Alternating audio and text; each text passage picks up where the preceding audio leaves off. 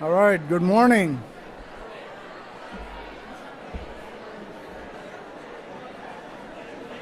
Good morning, folks.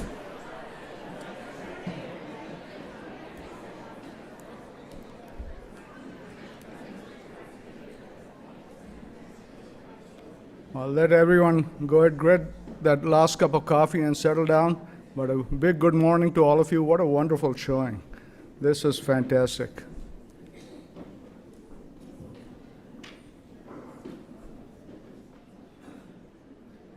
All right. Well, good morning and welcome to the 2024 Shape of the Region Conference. My name is Ajay Vinze and I serve as Dean of the Costello College of Business here at George Mason University. And on behalf of the college and our university, I am delighted to welcome you all to this event and to our campus. This is the 7th annual conference hosted by the Community Foundation for Northern Virginia, CF NOVA, and we are pleased to be one of 19 regional partner organizations co-hosting today's event. This is an event that year after year brings us together to discuss some of the most pressing issues that impact our region. So I'm just delighted to see such a wonderful showing this morning. 8 o'clock Friday morning, yes, you all are on. I'm also, of course, delighted that we have a wonderfully close working relationship with CF NOVA here at George Mason and in the College of Business, both with your leadership and with the work that you do. I would like to acknowledge particularly and say a big thank you to Eileen Ellsworth. I know she's not here today, but she's here in spirit, so I think it's worth giving her a round of applause.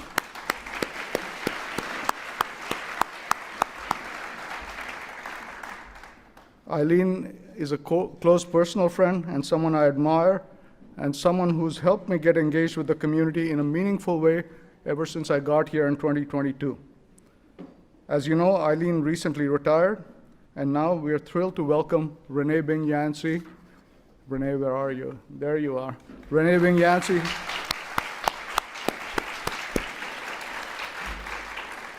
As the Community Foundation's next president and CEO, and Renée, I'm so looking forward to working with you in the coming days. I also want to thank CF NOVA for their generous support to the university and the College of Business over the years.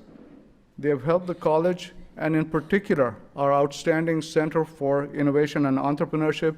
Do I see Becky Howick here somewhere? Becky, wave, if there she is back there.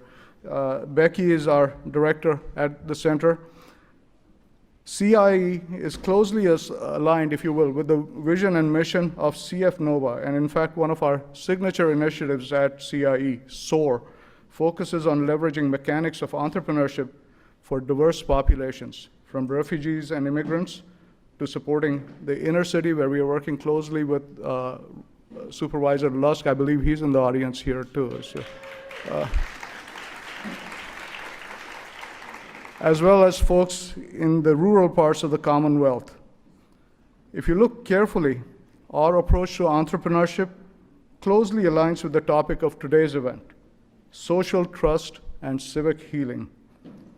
I welcome you to visit our center's website to learn more about our efforts and to get involved with us and all these wonderful events that CF NOVA does. I'm, of course, now pleased to welcome Drew Wilder, NBC4 Northern Virginia reporter and today's event host, to get us going. Again, thank you and a big welcome to all of you.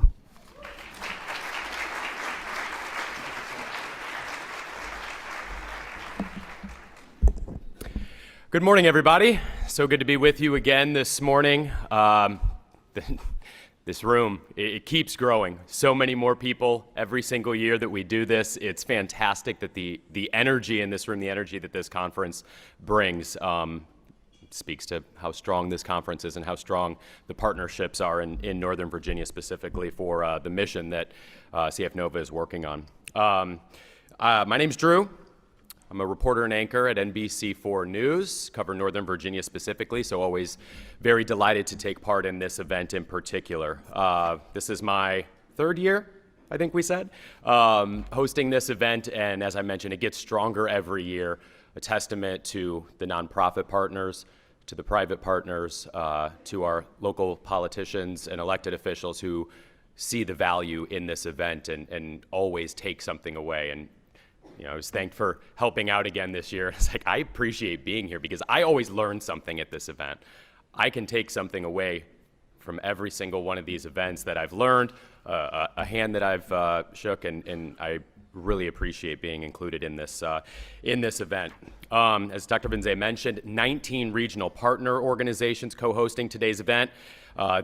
Thank you so much for being a part of this, for bringing us together, for being the reason that we're able to have this event. Get on page here. There we go. As I mentioned, this event keeps growing. This year, we have more than 400 people attending, both in person and on Zoom. So thank you so much for coming out to Dewberry Hall for the 7th Annual Shape of the Region Conference. Real quick note for those of you who might need access to Wi-Fi. I've got a note here that if you go on to your cell phones or whatever device you need, if you do need access to Wi-Fi, there is just a Mason open network. You just need to make an account really quick. You don't need a password or anything like that, and that can get you on Wi-Fi if you need to tackle a couple of things while we're talking today. As was mentioned, this year's event is called Social Trust and Civic Healing, and to kick that off, we're going to share a quote from today's keynote speaker, David Brooks, who we'll introduce in just a moment. Mr. Brooks says, "America is fractured and living a quiet crisis of disconnection. We have lost trust in each other and our institutions. Divided, we face uncertainty, social turmoil, and political gridlock. Yet within every community lies an answer." Today, we're going to learn about and tackle the problem of broken social trust that has left our region and our country divided, lonely, and in this social gridlock. The Community Foundation is co-presenting the Shape of the Region Conference with 19 regional partners, now shown on the screen. These partners represent all sectors of the Northern Virginia region: business, philanthropy, education, and government, and a true reflection of how all of this work shows up in all areas within our community. So thank you to each and every organizational partner today. Please join me in thanking the 2024 Shape of the Region sponsors who have made today's event possible, including our venue sponsor, George Mason University's Costello College of Business, our community sponsor, Bank of America, our engagement sponsors, the Adler Family Fund, American Psychiatric Association Foundation, Fairfax County Economic Development Authority, Robert and Pamela Kipps, McCandlish, Lillard, and Odin and Feldman and Pittleman. Also like to recognize the elected officials and their representatives who have joined us today.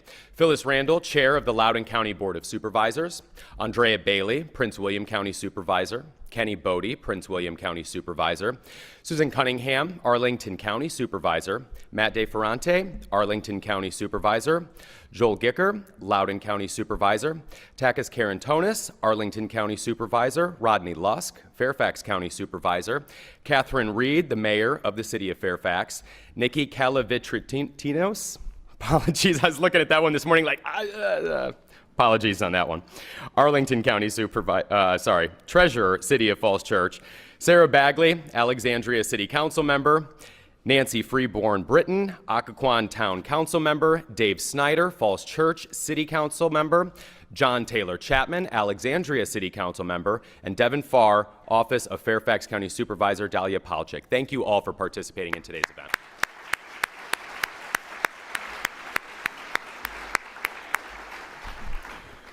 So these conferences, for those who have just joined us a couple of times or are new this year, welcome, and know that these work best when there's some engagement going on, and that's what we've tried to accomplish throughout Shape of the Region, making sure that you have an opportunity to participate in this because you might think of a question that maybe wasn't prepped, and that's very valuable in these conversations, and we want to try to hear from everybody when we're having this discussion today. So we welcome everybody in the room and on Zoom to participate. There will be some event polls. You can submit questions for our speakers throughout the program on the note cards. They should be on your table. There's also a Q&A box on the screen for those who are joining us via Zoom this morning.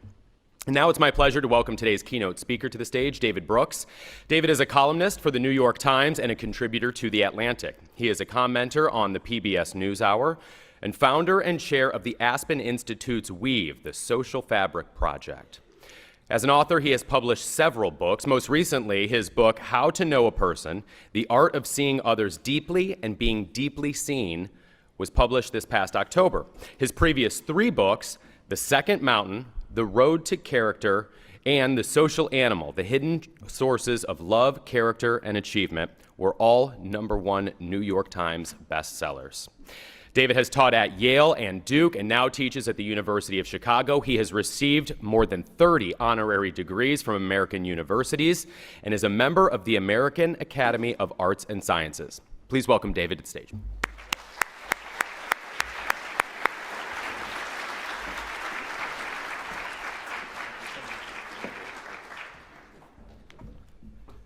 It's good to be in Northern Virginia and not go to Tyson's. It's a pleasure to be here. Thank you so much for the invitation, and mostly thanks for what you do. You face a unique set of challenges. We at Weave travel around the country and meet a lot of community builders, but the unique, frankly, the inequality of Northern Virginia and the growth present its own unique set of challenges, which I think is different than most other places we visit.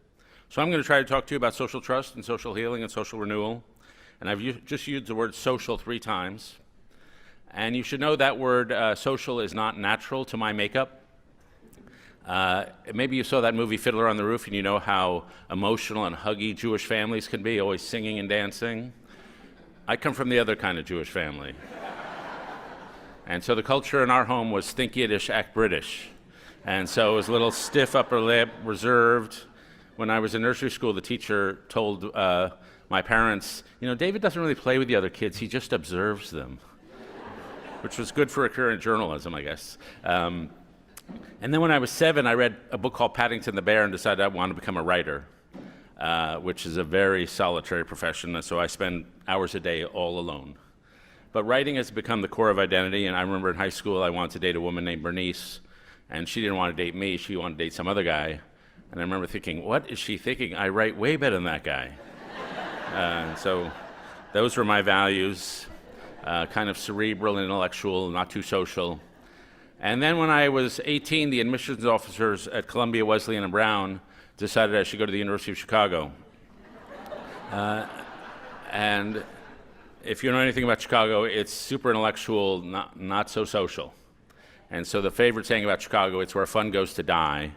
Though my favorite saying, it's a Baptist school where atheist professors teach Jewish students St. Thomas Aquinas. So it's super intellectual, not too social. I drank 4 beers in college. That was the sum total of my alcohol intake.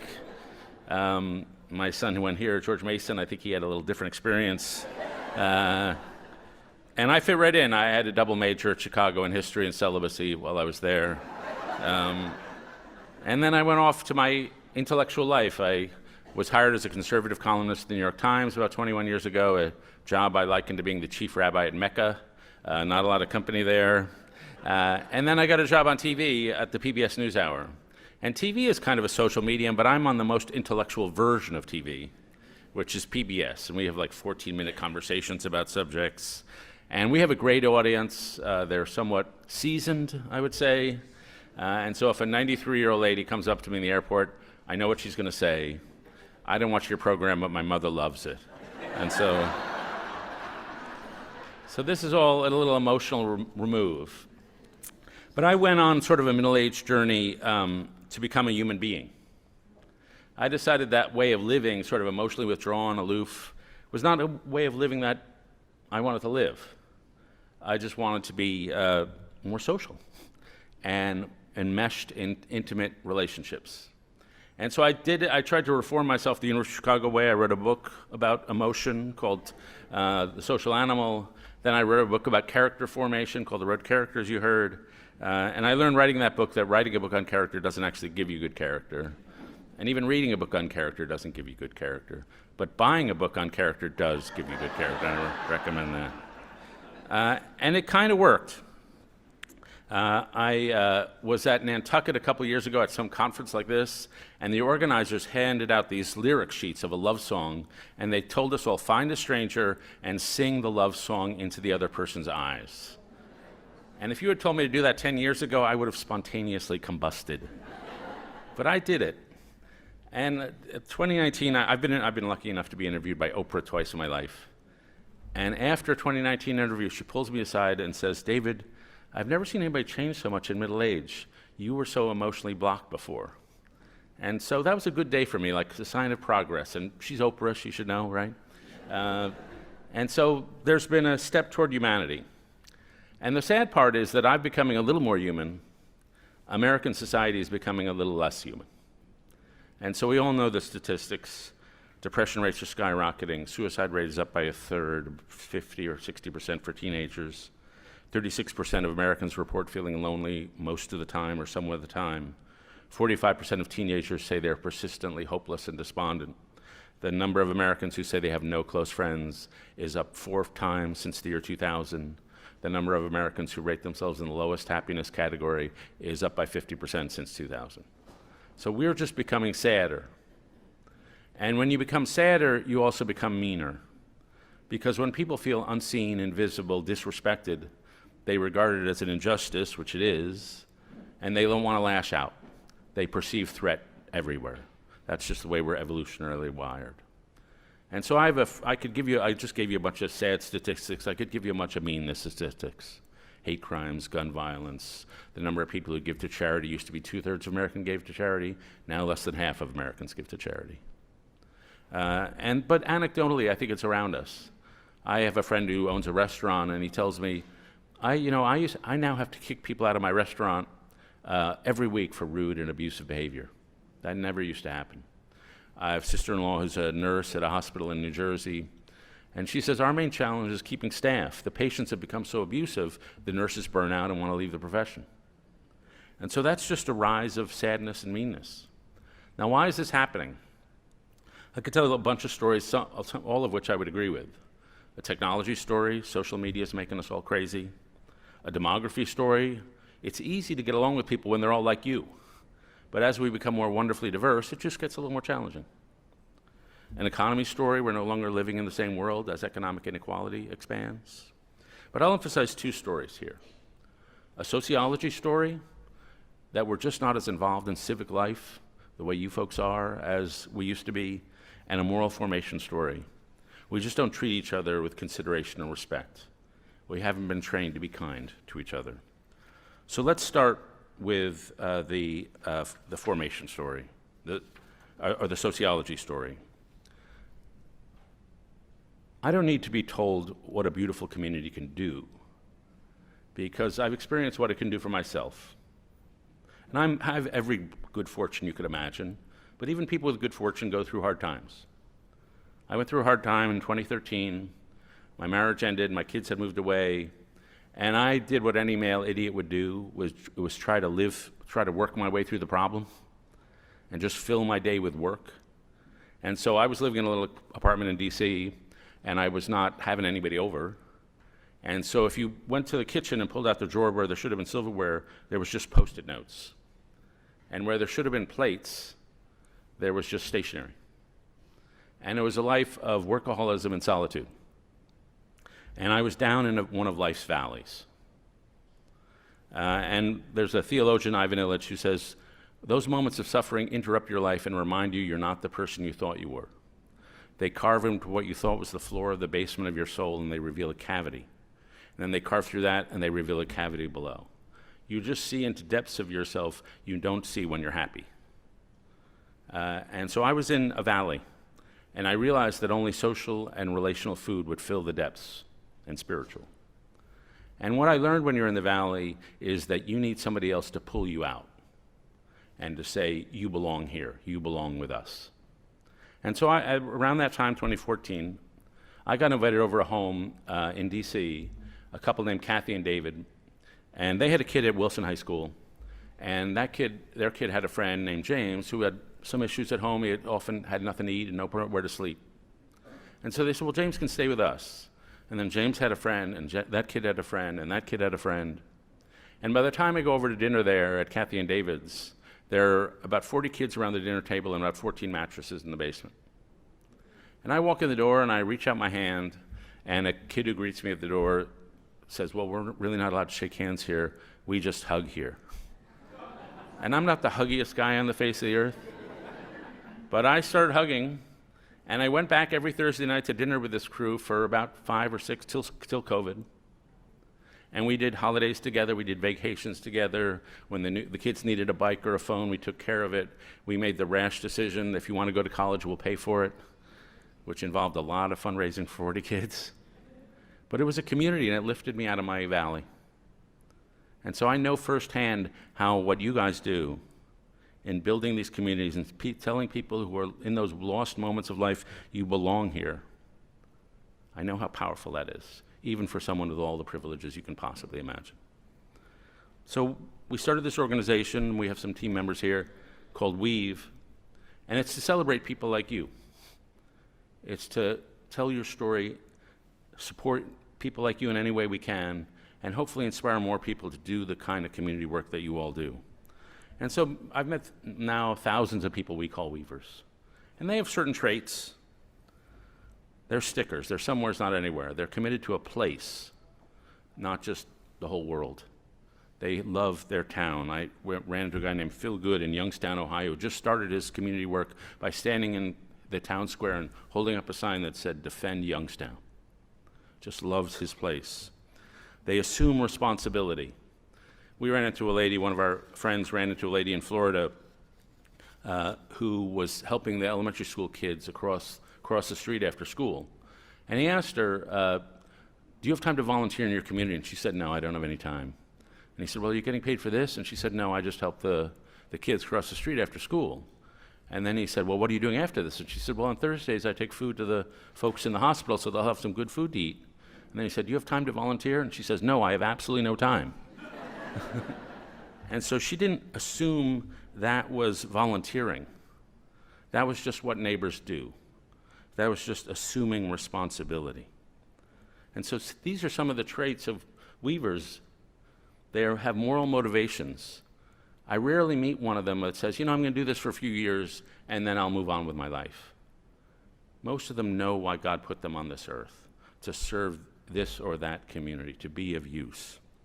But then they have the challenge of saying, well, how exactly is community built? Or even more fundamental question, what is a community? What does a beautiful community look like? The best answer I've come across was written by a woman named Jane Jacobs, who lived in the West Village in New York City.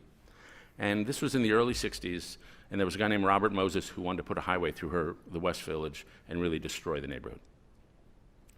And so she was on her second floor of brownstone, and she looked down on the street, and there was a guy, a middle-aged guy, pulling an 8-year-old girl and screaming at her. And she didn't know, is he kidnapping her, or is it just a dad with his daughter? And so she was going to go down there and sort of make sure the situation was safe. But then she looked out the window, and she noticed the butcher had come out of the shop, the locksmith had come out of the shop, the guy from the fruit stand had walked over. And she said that guy didn't realize it, but he was surrounded. There were eyes on the street. And she says that's one of the features of community. We're all just eyes on the street looking out for each other. And she says a beautiful community doesn't necessarily have a center, doesn't necessarily have an organizer, just a thick series of relationships. So everybody's looking out for each other and their safety. And there are recognizable stages of community building. The first, and I think one of the most important, is the neighborhood is the unit of change. Some people take a single individual and they pull them out and they lift them out of the community and they've saved that starfish. But a friend of mine says, you can't only clean the part of the swimming pool you're swimming in. You have to clean the whole pool. And so when you clean a whole neighborhood, when you heal a whole neighborhood, then everybody rises up together and they become strengthened. They're also a technology of convening. At the AOK in my community in DC, we had a technology of convening, which was the dinner table every Thursday night. We ran into a woman named Dottie Framal in Nelsonville, Ohio, who just served a picnic in the town square that would grow to 125 people. It was her technology of convening. A culture of radical mutuality. One of the great organizations in America is called Thread. It's in Baltimore, started by a woman named Sarah Heminger. They take thousands of underperforming Baltimore kids and they surround them with 4 volunteers and then 8 people they call grandparents and then 12 more people. So it's a network surrounding each kid to bring them to school, to give them lunch, to support them in any way an extended family would. And they have a culture there of showing all the way up. They say, we will show all the way up for each other. Every voice counts. Call a thing, be brutally honest.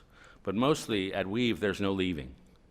A kid can't drop out, the volunteers can't drop out. It's like family, you're there. And as Sarah says, unconditional love is so rare that it is identity changing when somebody keeps showing up for you when you've rejected them, and is also identity changing to be the one rejected. And that's just a culture of radical mutuality. Another thing communities have is a common story. We were in a place called Wilkes, North Carolina, which was where Holly Farms and Lowe's Hardware and NASCAR were started. Those firms all left. And Wilkes went through their opiate crisis in the 90s. And they say, we're a culture of makers. We've been abandoned, but we're building back. And that's their story. Finally, a common project. In the book of Genesis, in the Bible, it takes 9 verses to describe the creation of the universe. In the book of Exodus, it takes hundreds of verses to create the building of the tabernacle. If anybody's Jewish, you've sat through weeks of boring Talmudic study of these incredibly boring chapters. Why does it take hundreds of verses? Because Moses was trying to take a fractious group of tribes and turn them into a community, and they needed a common project, building that tabernacle. Often it's building a park, it's some project that brings people together. And then the final thing we've learned is that for people in the community, the rule should be, we are enough. The people in the community don't always have the resources, but they know what to do. And the problem is when outsiders come in and tell them what to do. So we are enough. And so these are some of the things we've seen as we've looked at community builders all across the country. And mostly we've seen thick institutions. Some institutions are thin. You go to a school, it doesn't leave a mark on you. Some are thick. You know, you meet a Morehouse man, you know he went to Morehouse. You meet a Marine, you know he's a Marine. These are thick institutions that come with an ethos that change who they are. Thick institutions have a physical location, often cramped, where people meet face to face. They have a set of collective rituals. They have a common creed. They have a sacred origin story.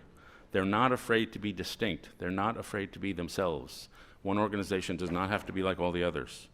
They have clearly defined goals and a demanding commitment that if you're going to be in this organization, if you're going to be in our community, it's not just something you're signing up for. It's going to be who you are. You're not just signing a contract out of self-interest to be here. You're entering into a covenant. And covenants are not about self-interest. They're about identity. Contracts benefit you, but covenants transform you. And so thick institutions have all these things, and they totally unite people. Now that's the logic of community building, and that's the sociology story. And it's what we need to build the structures so we live in life in communion with each other. And there's very scientific, there's very rigorous ways to do that. But lately I've been focusing on the next phase of this, which is we're in community together. We still have to build relationship. And relationship is not built on an abstract level. Relationship is built by a series of small, concrete actions day to day. And you have to have a warm heart to be a community builder, but you also have to have extremely good social skills because you're working with other people all the time. And so these are certain social skills that I think we've sort of left behind. How to be a good listener, how to end conversations gracefully, how to reveal vulnerability in an appropriate place, how to offer people criticism in a caring way, how to break up with someone without crushing their heart, how to ask for and offer forgiveness. These are basic social skills.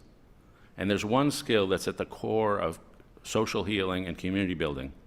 That's the skill of making other people feel seen, heard, respected, and understood. So how good are you at these skills?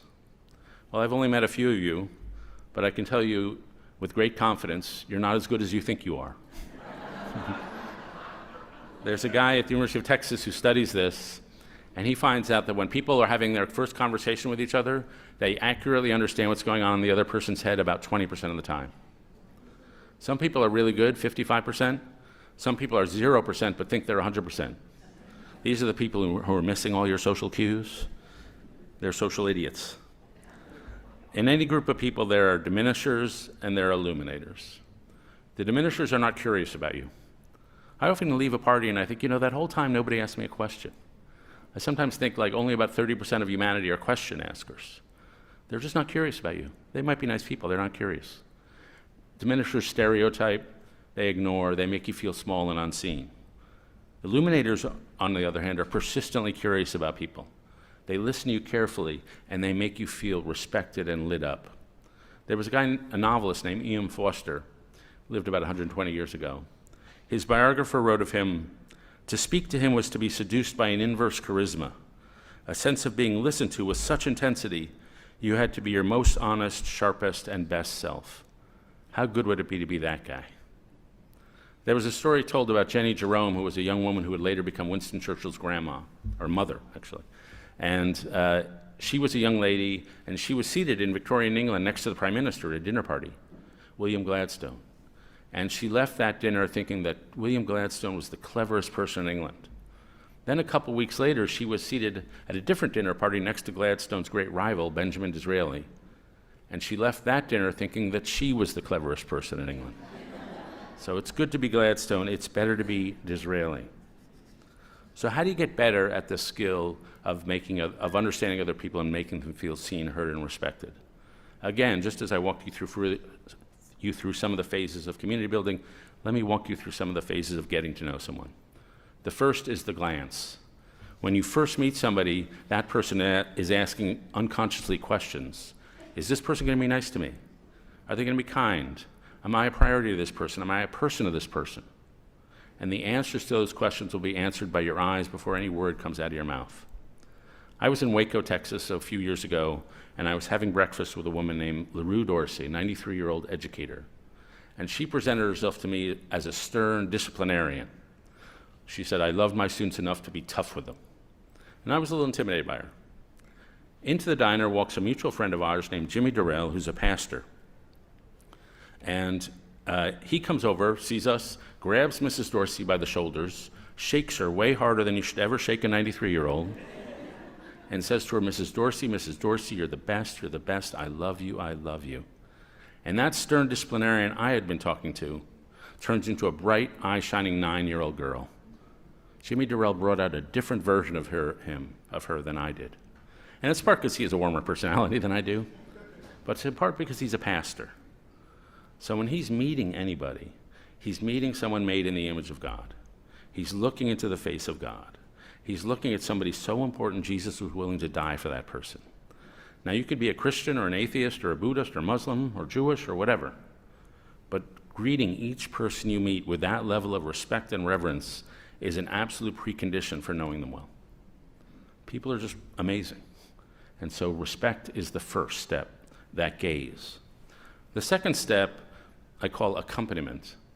Most of life is not having deep conversations. Most of life is just hanging out, doing some business-like thing or picking up the kids from school. Accompaniment is an other-centered way of being in the world. Think of the way a pianist accompanies a singer. He's paying attention to her, trying to see what she's trying to do, and trying to make her shine. It's just an other-centered way of being. Some of the best accompaniment is play. People are just naturally themselves when they're playing.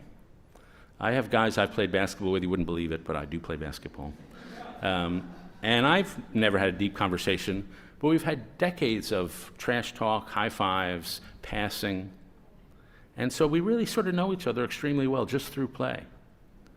Sometimes accompaniment is just showing up, just the art of presence. I had a grad student at Yale named Jillian Sawyer. When she was in college, her dad got pancreatic cancer. And they had conversations about the fact that he would probably miss some of the big life events of her life, like her wedding. He died, and then after college, she was invited to be the bridesmaid at a friend's wedding. And so she did it, and she was the bridesmaid, and she watched the father give a toast to his daughter at the reception, and then it came time for the father-daughter dance. And Jillian decided, I just can't do this. So she went to the ladies' room to have a cry. And when she came out of the ladies' room, all the people at her table and the adjoining table were standing there in the hallway. And Jillian wrote a paper describing what happened next and gave me permission to quote it. What I will remember forever is that no one said a word. Each person, including the newer boyfriends who I knew less well, gave me a reaffirming hug and headed back to their table. No one lingered or awkwardly tried to validate my grief. They were there for me just for a moment, and it was exactly what I needed. So that's just the art of presence, just showing up. Somebody at one of those tables said, let's go in the hallway and help Jillian. Just the art of presence. The third and most important part of getting to know someone is conversation, being really good at conversation.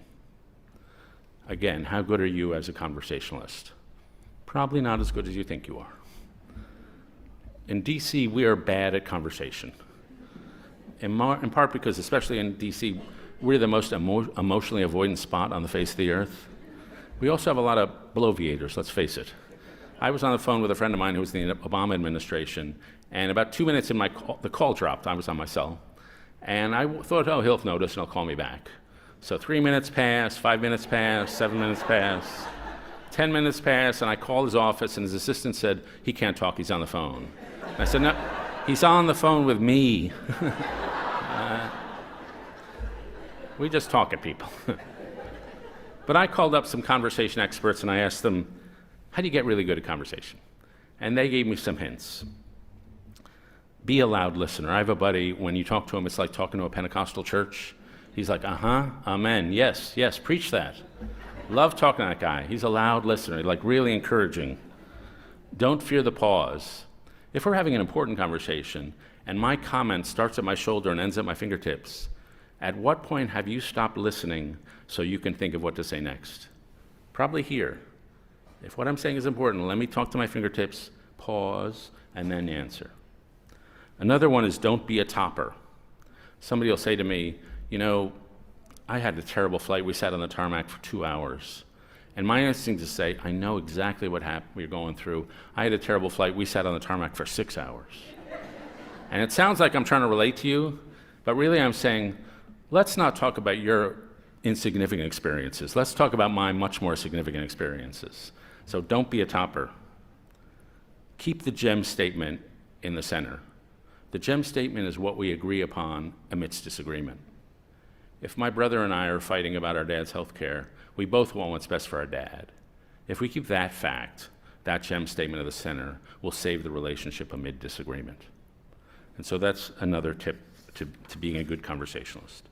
But finally, the quality of your conversations and the quality of your relationships depends on the quality of your questions. Learning how to be a really good question asker.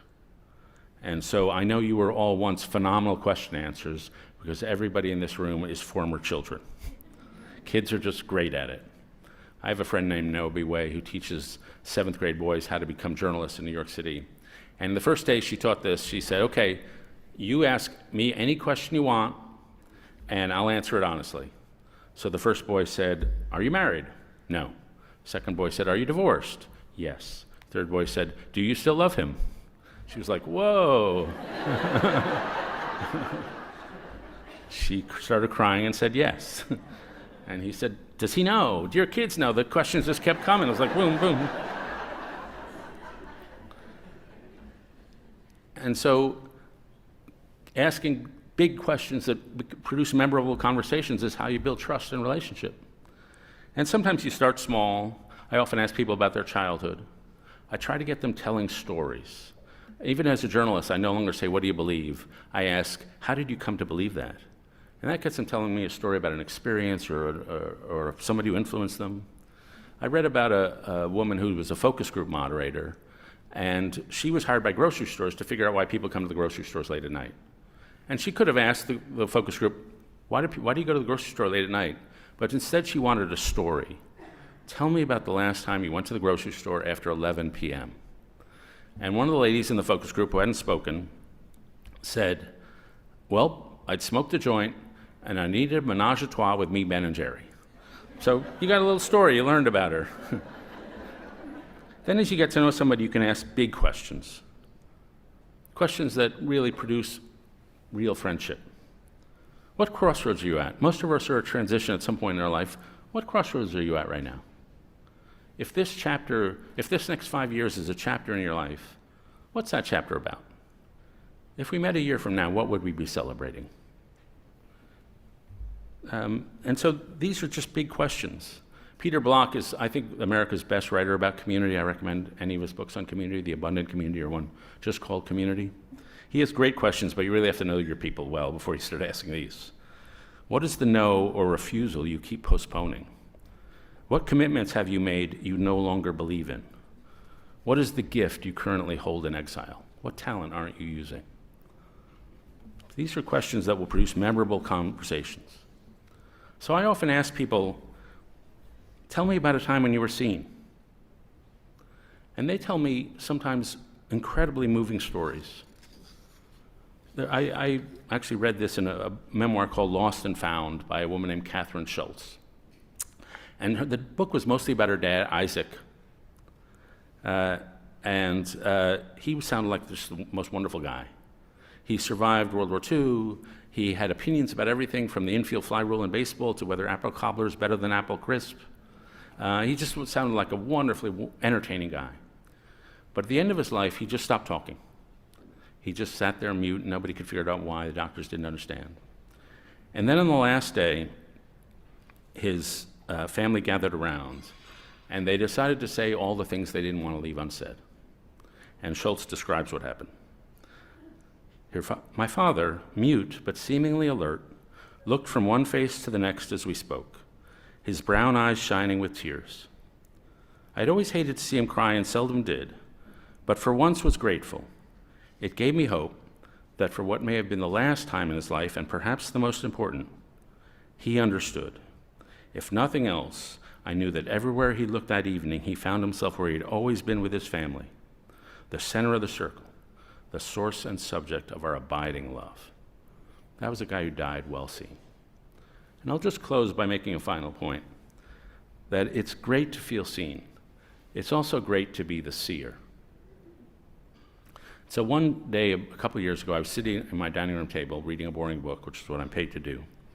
And my wife came in the front door, which you can see from our dining room table.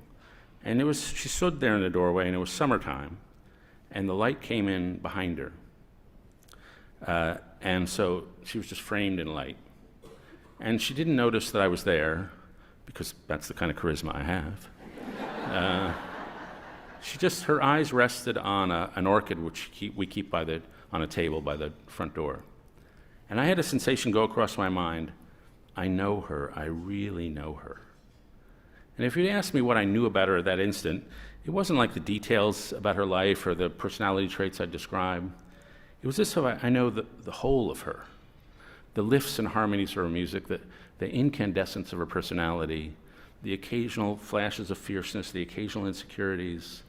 It was just a sense of the wholeness that I wasn't even seeing her, I was almost seeing out from her. And to really know somebody, you have to know a little how they see the world. And it was just this delicious moment. If you had asked me, in what way was I seeing her at that moment, I wasn't observing her, I wasn't inspecting her. The only English word I can think of was behold. I was just beholding her. And it was just a great moment for me of just warmth, connection with another human being. And I told this story to some friends of mine, and they said, yeah, that's what we do with our grandkids. We just behold them. And so even in these hard times, this kind of connection really is possible. If you build community and you know the social skills, you can be a light even amidst the bitterness. You know, the key dates of our era, our lives, are brutal dates. September 11th, January 6th, October 7th.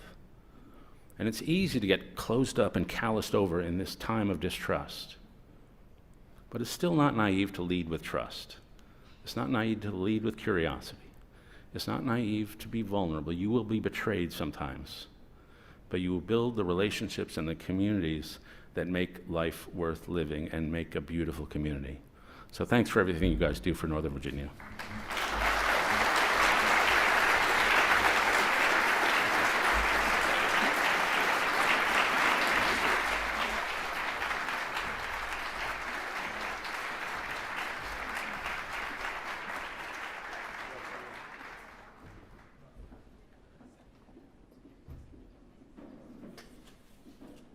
mosey on by you. All right. Okay, so now we're going to take about 15 minutes and talk with David a little bit. This is also an opportunity, if you haven't yet, now that you've heard what David had to say, to put those note cards to use. If you've got a couple of questions, this is a good time to write those. We'll collect those. If you're joining us online, you can type those in the Q&A chat, and we'll compile those. I'm going to get us started with a few. First of all, interviewed twice by Oprah. This should be a carbon copy of that. And Oprah's I love, there's so many connections here. The Oprah Studios, Harpo Studios in Chicago. I went to her home in Santa Barbara, even better. That is better, because Chicago is the place where fun goes to die. Right. As a Chicago native, I noted that the 4 beers cumulative in college? Okay. Getting all Rub it in, rub it in. Talk a little bit about, I guess, this concept, this idea. I think for anybody in this room, it feels approachable, it feels welcoming, it feels like a place that we like to think that we're in. Maybe we're not in that. How did you personally get to that observing it and practicing it? Yeah, like I said, there was one moment that stood out for me as a shocking moment of me not being a communal, emotional person.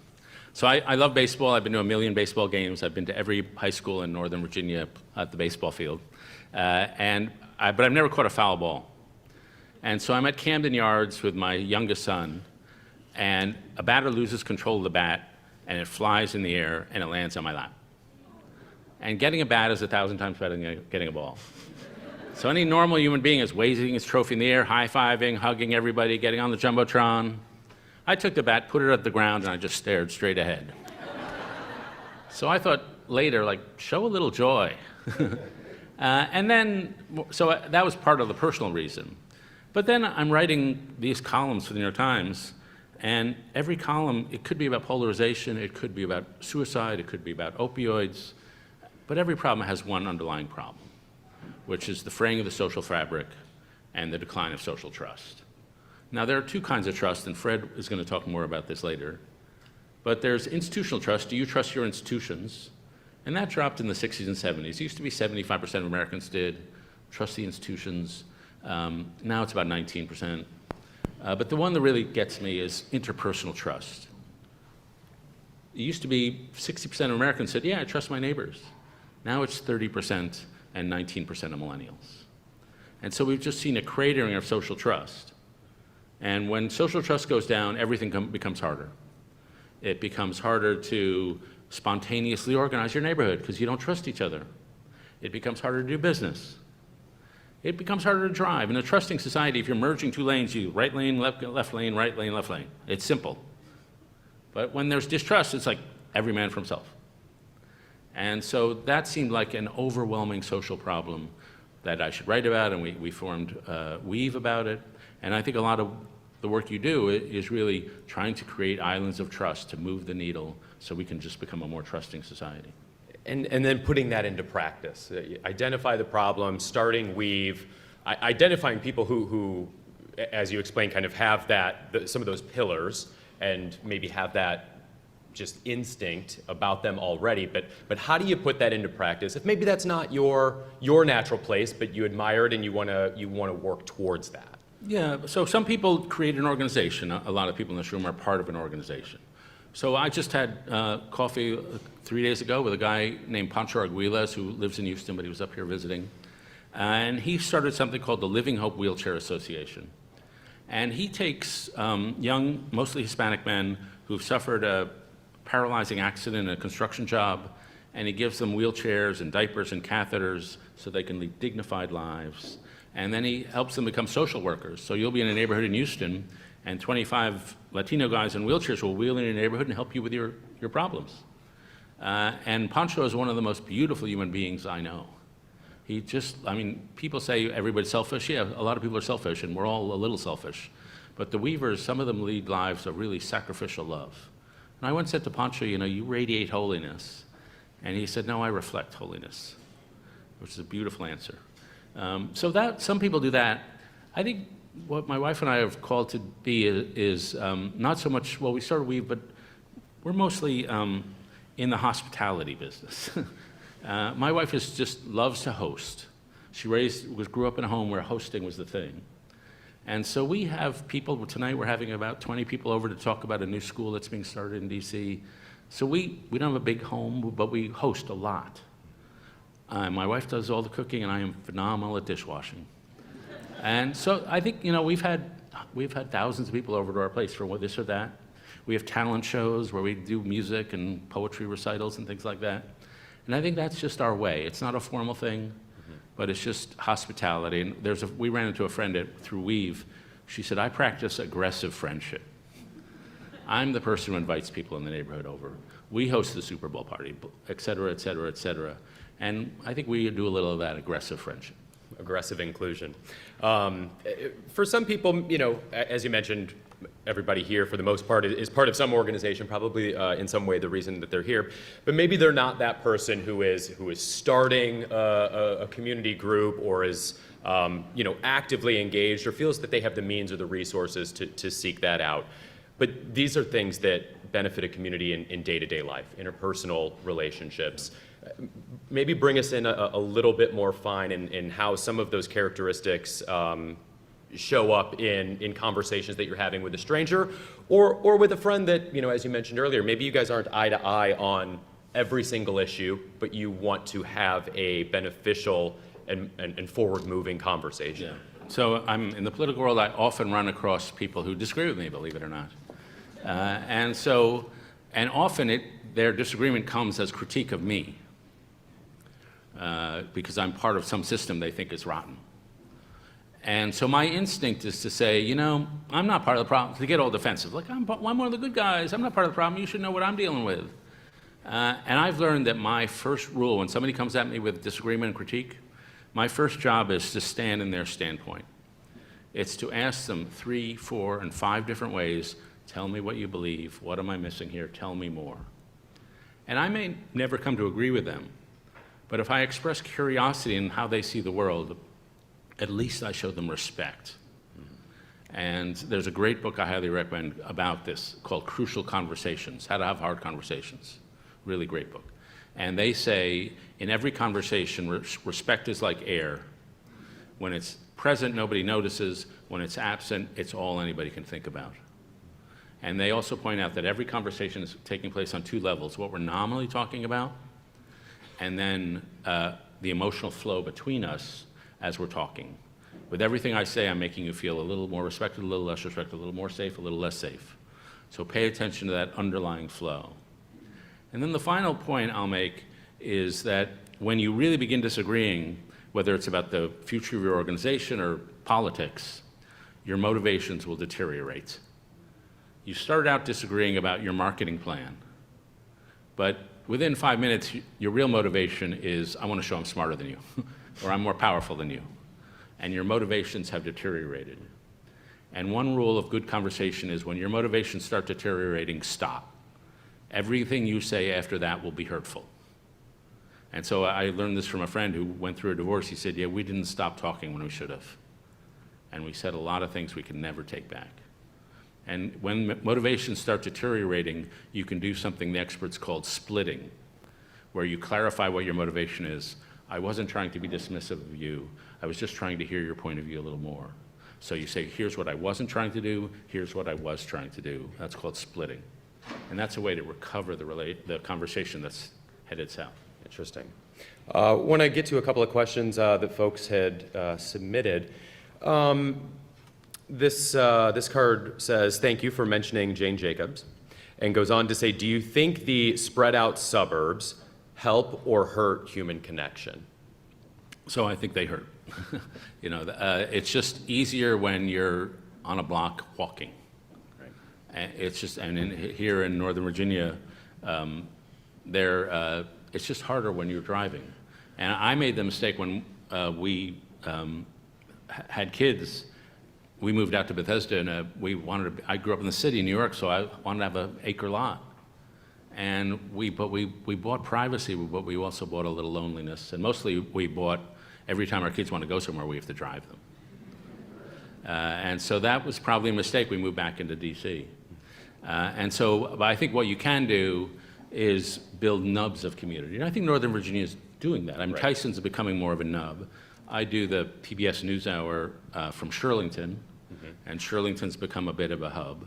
And so I think with the right kind of urban planning, you can overcome the sprawl of suburbia and create places of communal gathering, of spontaneous bumping into people. And when we would go down to, when my kids were really in their teen years and they were all doing Little League and sports and stuff like that, we would go down to downtown Bethesda, which is now so changed that I get lost there. And we would say, who's going to be the first one to bump into somebody they know? And it always happened. There were 5 of us. We all knew a bunch of people, and so we would inevitably bump into someone we knew. And so creating that kind of urban hub is, I think, the way out of the sprawl. But the final thing I'll mention, I have a friend who runs something called Community Renewal International in Shreveport, Louisiana. And what he did, he creates this, and if you drive around Shreveport, there are like 600,000 people in Shreveport. 300,000 are part of his organization. And if you drive around, there'll be lawn signs, and the lawn signs all say, "We care." And the people are wearing buttons that say, "We care." And some of them are suburban, and some of them are more urban in feel. But when you have, on each block, there's a friendship house or a host house, and whether it's suburban or urban, that family organizes the activity for that block. And Shreveport desegregated in the worst possible way. They have a terrible racial injustice problem. And he's trying to heal the community around that. And so if you can create a neighborhood where every block has a host family, then you can build community. And I will say, I travel around the country and I often say to people, the problem is we don't know our neighbors. And once on a wee visit, I said that in New Orleans, and they all looked at me quizzically, like, what are you talking about? We all know our neighbors. So it is possible. Yeah. And the goal is we ran into a lady who, she knows her neighbors so much, it takes her 45 minutes to walk down the street. And it takes her another hour to get out of the Walmart, because if she bumps, she looks down the aisle to see if she knows someone, she can scoot through, and if she doesn't know anybody. And so that's a sign of good community. I got about 5 minutes left of this portion. We'll have time for some more discussion later, but I want to kind of group, there's 2 that are similar, so we'll kind of put these together. And you touched a little bit on this in your keynote. In bringing this into areas of income inequality, and this one kind of hones this question a little bit more specific, how would you present this content to a group of immigrants or middle school low-income students where the intellectualism, apologize to reading here, the intellectualism belong in reaching / binding with the actual marginalized groups? How to bring this into marginalized groups, maybe when there's some intellectual disparities and wealth disparities? I guess I'd tell a few less University of Chicago jokes. But I think these are human universals, like how to have a good conversation, Yep. how to show respect. I don't care what your social location is. Mm-hmm. These are things you think about. And I would say the one thing I would notice on these disparities is that I think for those of us with a lot of privilege, it's always worth reminding ourselves that we understand the world less than the people with less privilege. That if you're being sat on, you understand the person who's sitting on you and how they're moving around. The person sitting doesn't even notice. A servant knows more about his master than the master knows about the servant. And so you just got to go in with a level of, there might be disparities the way society measures it, but there's never a disparity in knowledge. And I ran into a woman, Watts in LA is actually not as poor as it used to be. It's sort of lower middle class, working class. And I ran into a woman there who runs an organization called Sisters of Watts. And they basically give kids who are hungry, they give them backpacks full of food, they provide the homeless with places to shower, they just do whatever, they clean up dirty lots, they do whatever the neighborhood needs. And she told a story that I've heard now hundreds of times, I think we've probably all heard this story, that a foundation will give some outside group a bunch of money, they'll come into Watts, they'll do their work for 3 years, the people in Watts don't trust them, they don't know what they're doing, and they're gone after 3 years. And that's one of the reasons why we focus is on people who live in the neighborhood where they work. And so you've got to, the neighborhood does, like I said, the neighborhood is enough. The neighborhood knows what they need. And it's about giving those people the resources and respecting their expertise. And being there, showing up Yeah, consistently, being there, like yeah. you mentioned. Yeah. Great stuff. All right, we've got a lot more of this type of discussion to come, but now we're going to pivot. We want to welcome up Denise Bellows to the stage, the new Senior Director of Insight Region, the Community Foundation of Northern Virginia's Center for Community Research, to present some data on Northern Virginia indicators of social trust.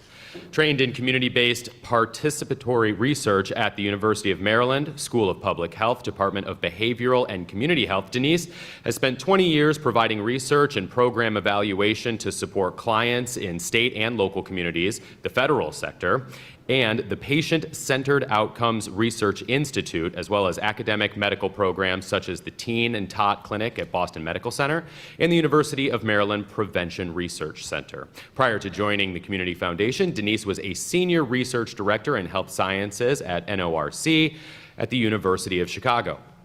All those Chicago connections. Denise's research on health resources and services supports to vulnerable populations is published in Progress in Community Health Partnerships, the Journal of American College Health, and the Journal of Community Psychology. Welcome, Denise. Okay, great. So again, my name is Denise Bellows. I'm coming to you live from my home office in Chantilly, Virginia. I'm the new Senior Director of Insight Region at the Community Foundation for Northern Virginia. Many of you are learning of me for the first time today. I started in this role 2 months ago. I've resided in Northern Virginia for the past 8 years with my husband and our 2 children. We plan to stay here for the foreseeable future as our children make their way through the public school system here.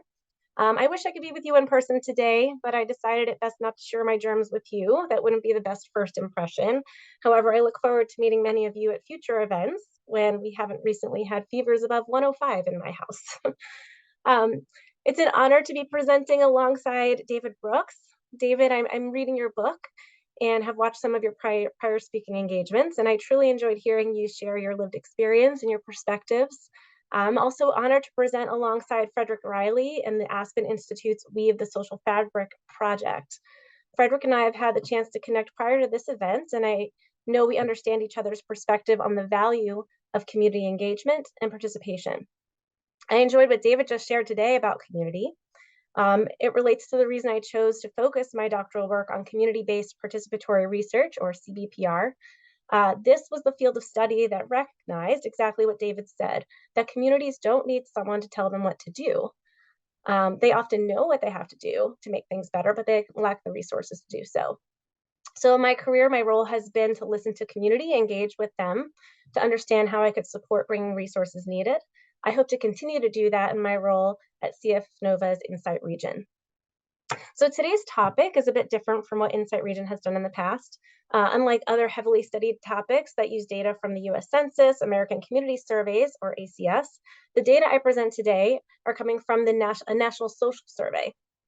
Also, though this concept of trust has been examined in the literature since the 1940s, there's still disagreement among scholars about how to define social trust and how it should be measured. So this topic can be a little bit difficult to define and understand, but there is consensus that social trust is very important to us individually, as a nation, and as a community. So this is our compass of where we're going today. I'll start by sharing what I've learned in my exploration of the literature on social trust and why social trust matters. Then I'll share state, national, and regional data on trust. And I'll close with some concluding thoughts and some audience participation. In the literature, social trust is often defined as an expectation about the general cooperativeness and helpfulness of individuals and organizations. Trust can include related concepts such as outgroup trust, which is trusting those who are not like you, particularized trust, which is trust in specific components of society, and even political trust. Relational trust, which is something we talked about today, the trust between two individuals, is also thought to impact social trust. One of the more common definitions of social trust is a faith in people, a belief in the honesty, integrity, and reliability of others outside of your close family and friends. This definition is also consistent with national measures of trust and a definition used by my co-presenters today. As David described, we are in a crisis of disconnection. We have lost trust in each other and our institutions. The answer lies in each community and how we show up for each other. So why does social trust matter? In reviewing the literature on social trust, I uncovered some evidence around why social trust matters. For example, multiple studies have found a causal relationship between trust, economic growth, and better public institutions. Trust is the key to social cohesion and economic growth. Development and growth require us to work together and depend on each other, and that can't happen without trust in each other. This is how the topic of social trust aligns with CF Nova's core pillars. Our first pillar, social and economic mobility, is about ensuring equitable opportunities for upward mobility across all of Northern Virginia's communities.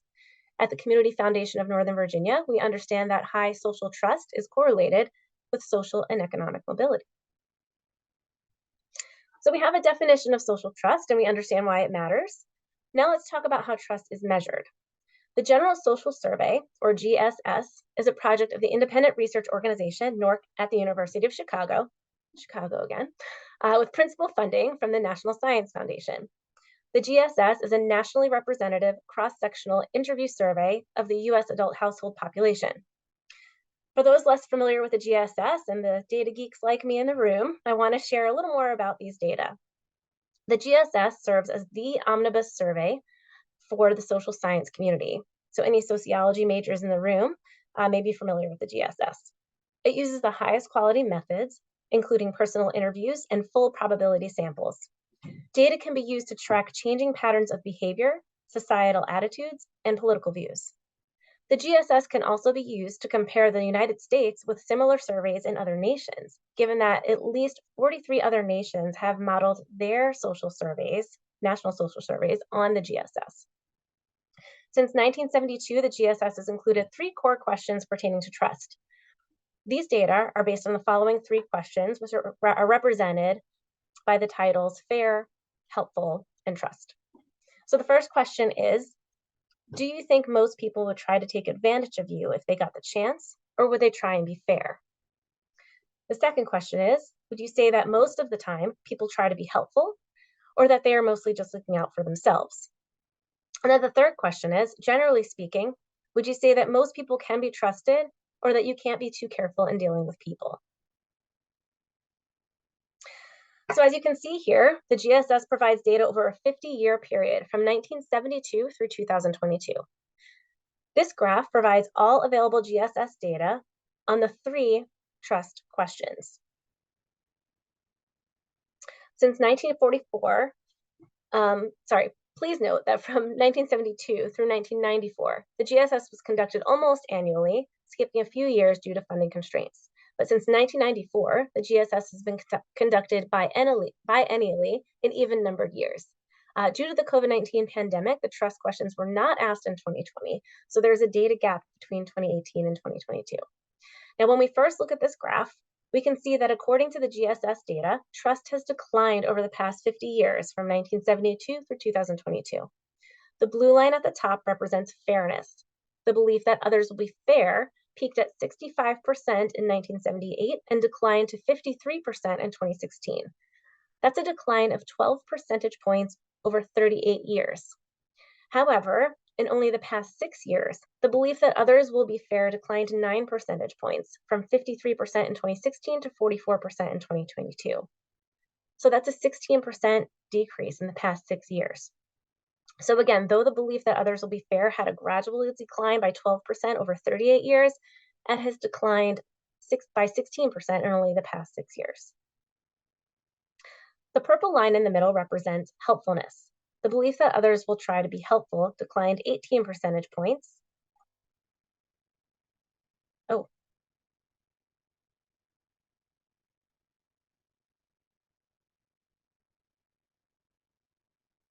Sorry. I just noticed that maybe I wasn't sharing my screen. I hope you can see that now. Okay, the belief that others will try to be helpful declined 18 percentage points over 44 years. It peaked at 60% in 1978 and continues to trend downward, reaching lows of 44% in 1987, 1996, and 2006, and an all-time low of 42% in 2022. I'm sorry, can you go up? I see the screen is being shared. Can you go up to the prior slide to show the graph?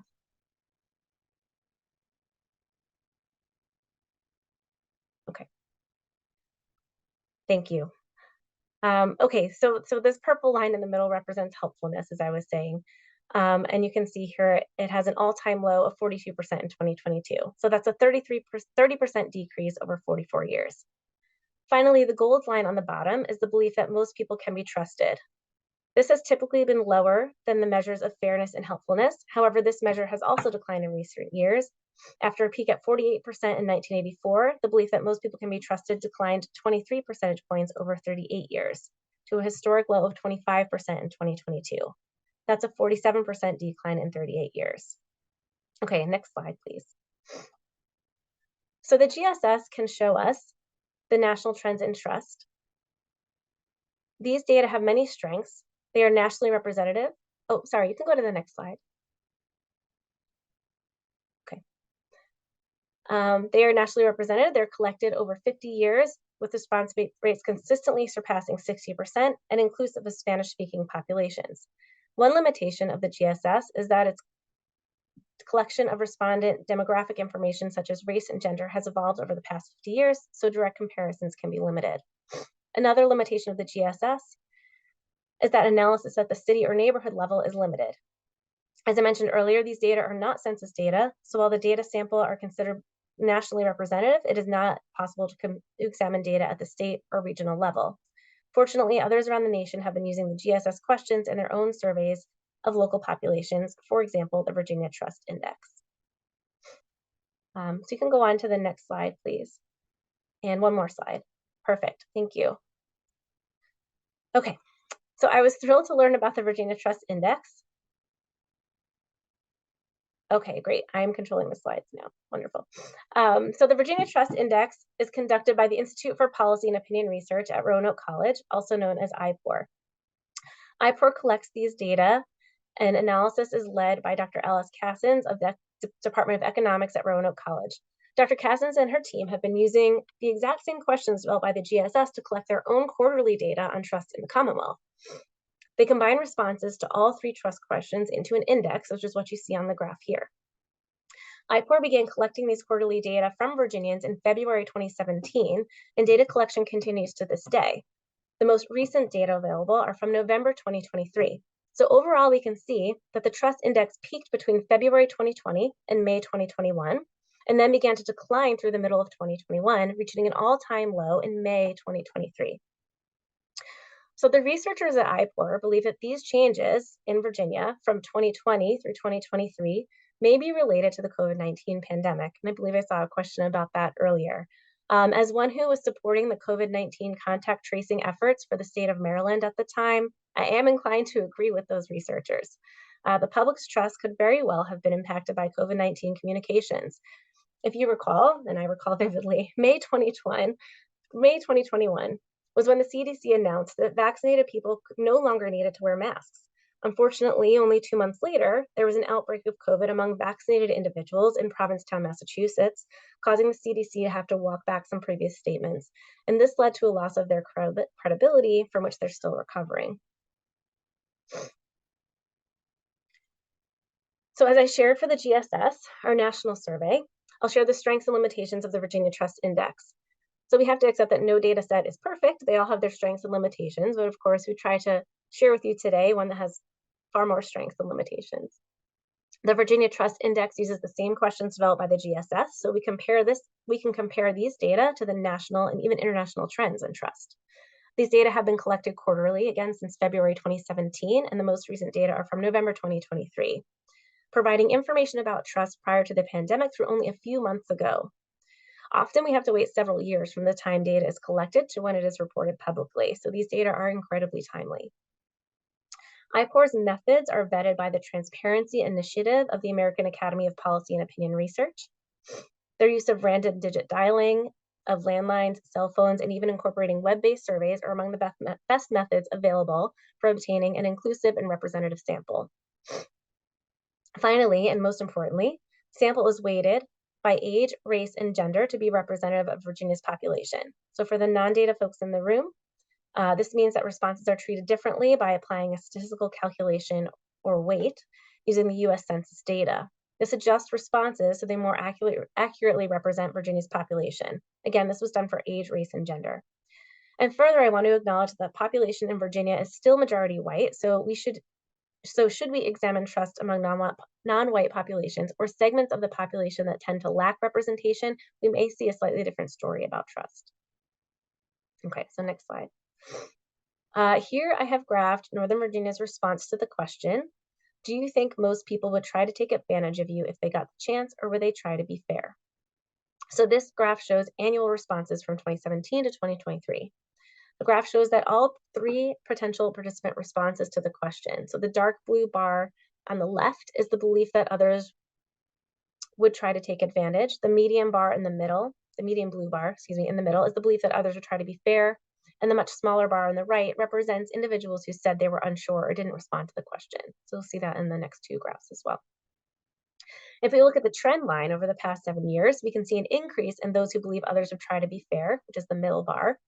It increased from 2017 to a peak in 2021, and belief that others would try to be fair increased from 50% in 2017 to 63% in 2021. So that's a 13 percentage point increase in over 4 years. In other words, an increase of 26% over 4 years. However, in the past 2 years, we can see a steep decline. And again, this mirrors what we saw for the Virginia Trust Index and for the GSS. So belief that others will try to be fair declined 14 percentage points in the past 2 years, from 63% in 2021 to 49% in 2023. So that's a 22% decrease in only 2 years.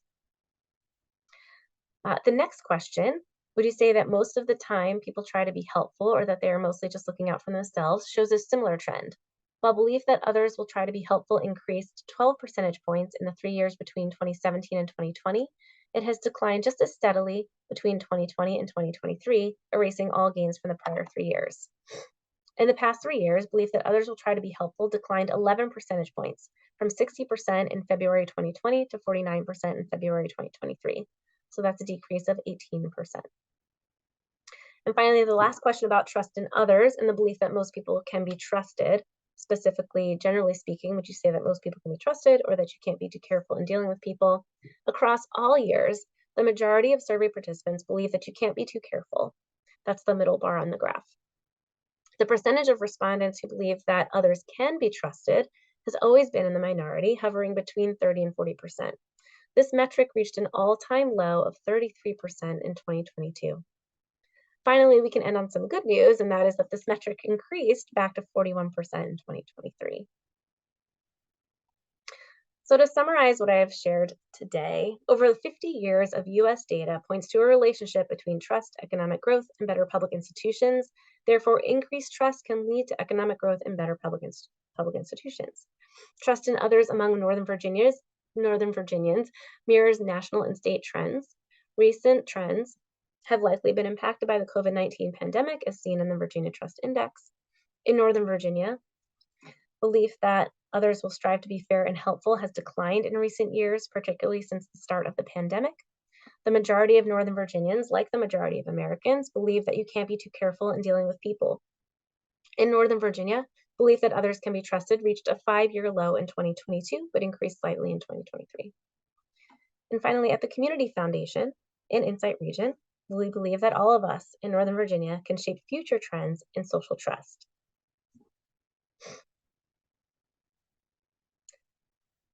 So now, being the participatory researcher that I am, I thought it might be fun to poll this audience to hear your perspectives on social trust. And to do this, we'll use a program called Mentimeter, which you'll see again when my colleagues at the Aspen Institute present after the coffee break. So please take out your phones to scan the QR code or navigate to the web address on the slide. It will say that you're waiting on the presenter, and when we are ready, I'll share the questions one at a time. You'll have about 20 to 30 seconds to respond to each of the GSS questions on social trust. And as you respond, you'll see the results live on the screen.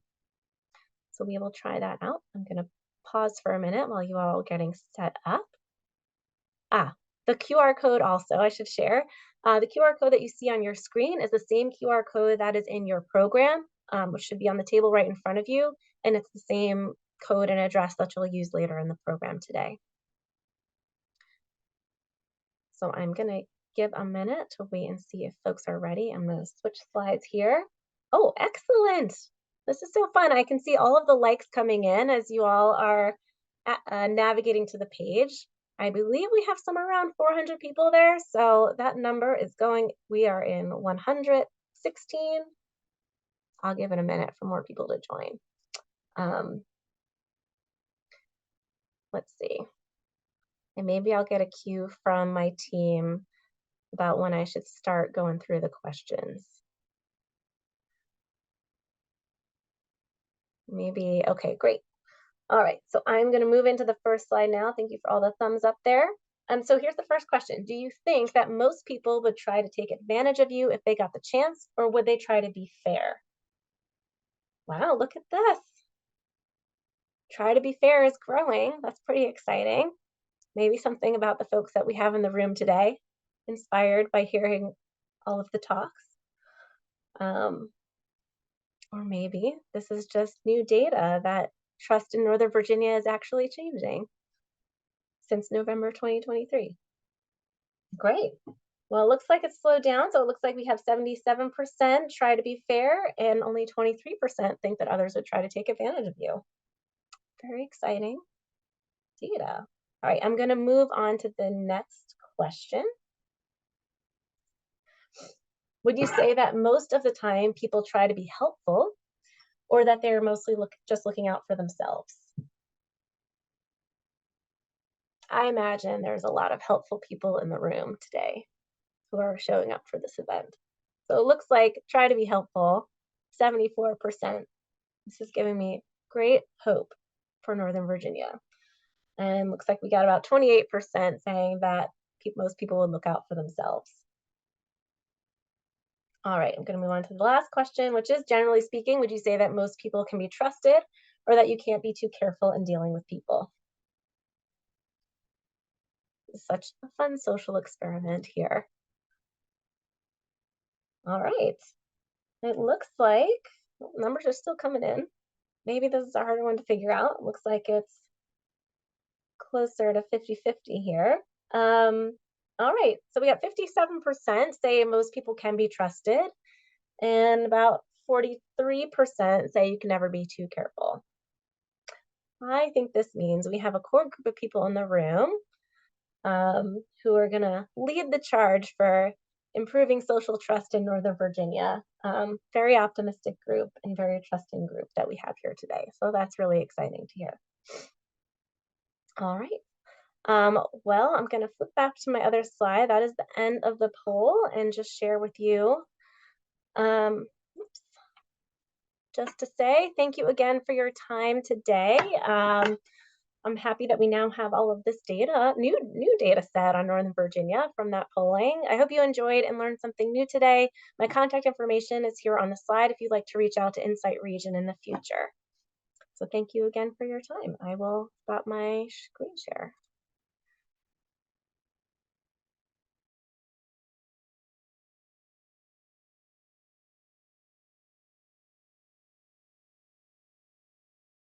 The legs, refill the coffee, use the restroom, anything you got to do. So that's coming up in just a second. But first, we do want to mention that the Community Foundation is pleased to share that its 2024 Elevate Nova Book Circle will feature David Brooks' book, How to Know a Person. Registration to participate in the book circle is at $25. It includes a copy of David's book. You can join right now by visiting our station in the registration area or by visiting the link provided on the screen and in your program. And the first 50 registrations today will receive a signed copy of David's book. Following the break, we will welcome the team from the Aspen Institute's Weave the Social Fabric Project to share how their work and community ambassadors are helping to build social trust. So we'll see you in 15 minutes. All right, welcome back, everybody. We are going to get going here on the second half. We want to introduce now Frederick Riley, who runs Weave, the Social Fabric Project, the project that David Brooks founded at the Aspen Institute in Washington, D.C. The Weave Project tackles the broken social trust that has left Americans divided, isolated, and lonely, as we've been discussing. Frederick hails from Saginaw, Michigan. He grew up in a tough neighborhood where he didn't have a lot, but he did have a community. People showed up for each other, and he benefited from their love and support. To pay it forward, he spent 16 years at various levels of the YMCA organization all around the country, building programs that gave youth a sense of value, sense of belonging, while helping them prepare for life beyond high school. Fred has nurtured community wherever he's lived: Atlanta, St. Louis, Chicago, Cincinnati, and now here in DC. As Weave's executive director, he supports people across the country who are showing up to heal our nation's divides, starting right where they live. Let's welcome Frederick.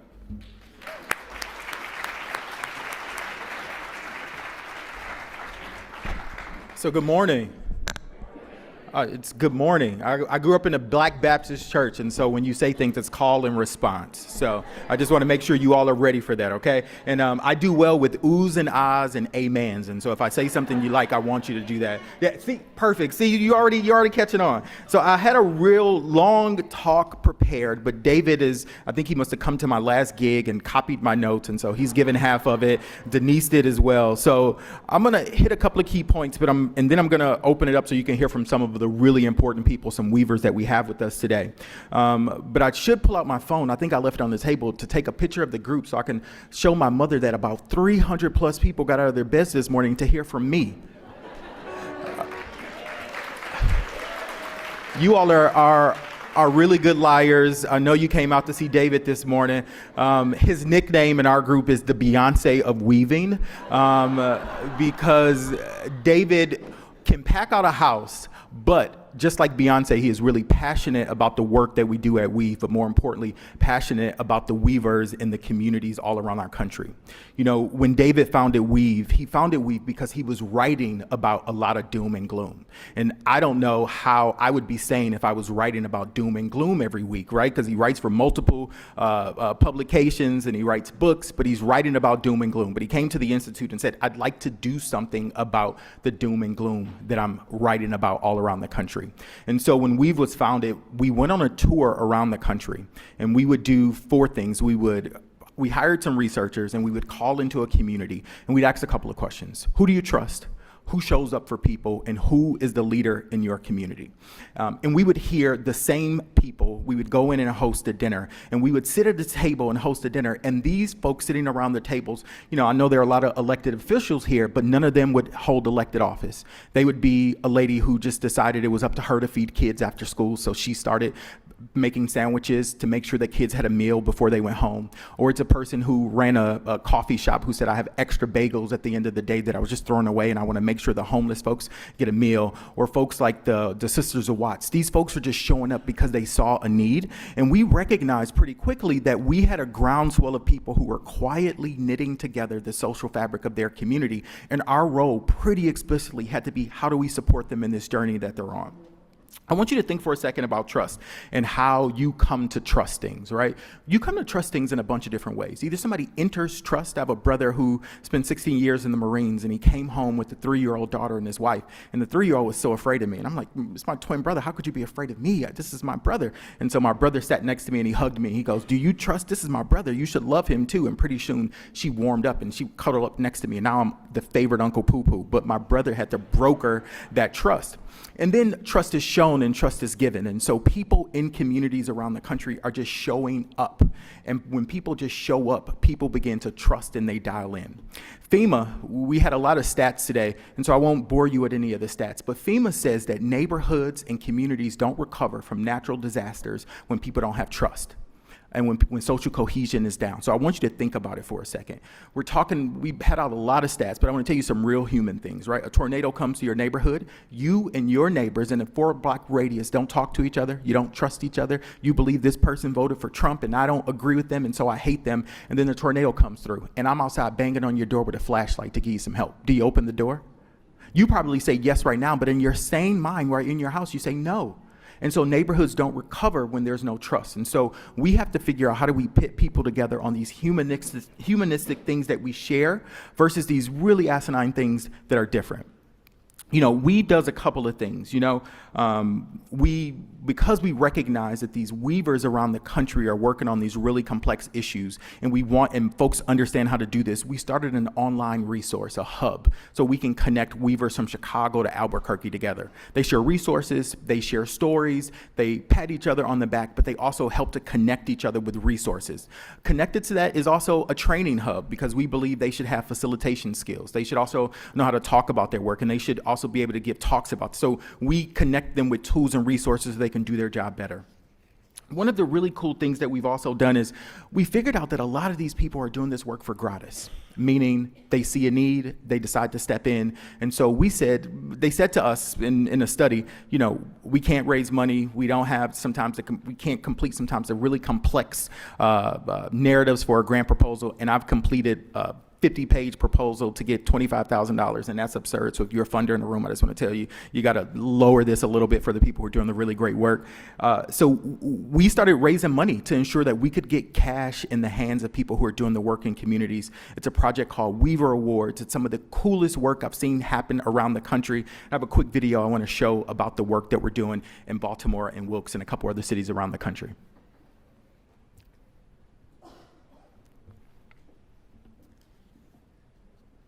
That was the cue for the video.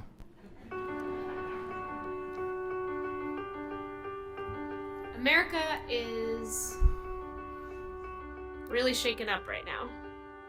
There's a lot of difficult challenges in our nation, and I don't want to be one of the people that just sit around the coffee shop and bitch about them. There are so many different lenses from which we can look at the world and say we must do better. I came to the United States when I was 6. I love this place. And I know it's going through really hard times, but I'm not giving up on it. When societies lose trust, when communities lose trust, people are less likely to help their neighbor. But in communities all around the country, there are these people that are showing up for one another. We call them weavers, and they are really the bridge to solve this big social ill that we have. A weaver is someone who is never kind of content with how things are. They're always looking to make things a little bit better or include a few more people. How I get to be a weaver is by listening and earning trust to build relationship so that people can allow me into their lives. I get to weave people with food, music, and art. I've had more than 14,000 to my own home for dinner in the last 13 years. We now have a way to invest directly in these grassroots leaders. It's called the Weaver Awards.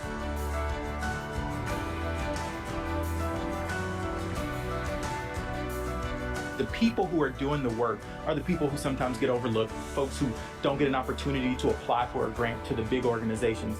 And so our role at Weave is to really figure out how we can lend a hand to make the work that you're doing bigger, better, and more important in the community. To really know that this community loved me enough to give enough words to Weaver, that they in turn felt that I deserved the award, was the greatest thanks that I could receive for the work that I do. At M&T, we've consistently worked with our communities, and what I love about the Weave program and our team loves about Weave, it was an opportunity for us to bring our efforts to the next level. When I got to speak to the M&T team and hear their mission and hear their why and what they're trying to do with the community, I was for it. And now it's like when I drive past M&T Bank, any M&T Bank, I get a different feeling of what that bank stands for and what they're trying to do in the community. You don't have to be a formed nonprofit organization to apply. You can simply run a community garden or read to kids after school. The application is really simple to complete, takes about 20 minutes, and what's really cool about this is that the community members choose the awardees. Today we are hosting our first salon talk. This whole event is for our young ladies to really have a space for themselves, to be them, to build sisterhood. For a very long time, when you're walking through society feeling invisible and you start to be seen, it's the best feeling ever. So thanks to Weave for making me feel seen. What we're offering is an opportunity to rethink how you fund it in a way that's really supportive of people working in communities, corral them together, and then watch the results as they happen. I think every person right now is tasked with answering what does it mean for our country to weave, to come together. Let's do all the other things that we're doing, but let's also invest in these local folks who are doing the work in communities who can teach us how to trust again.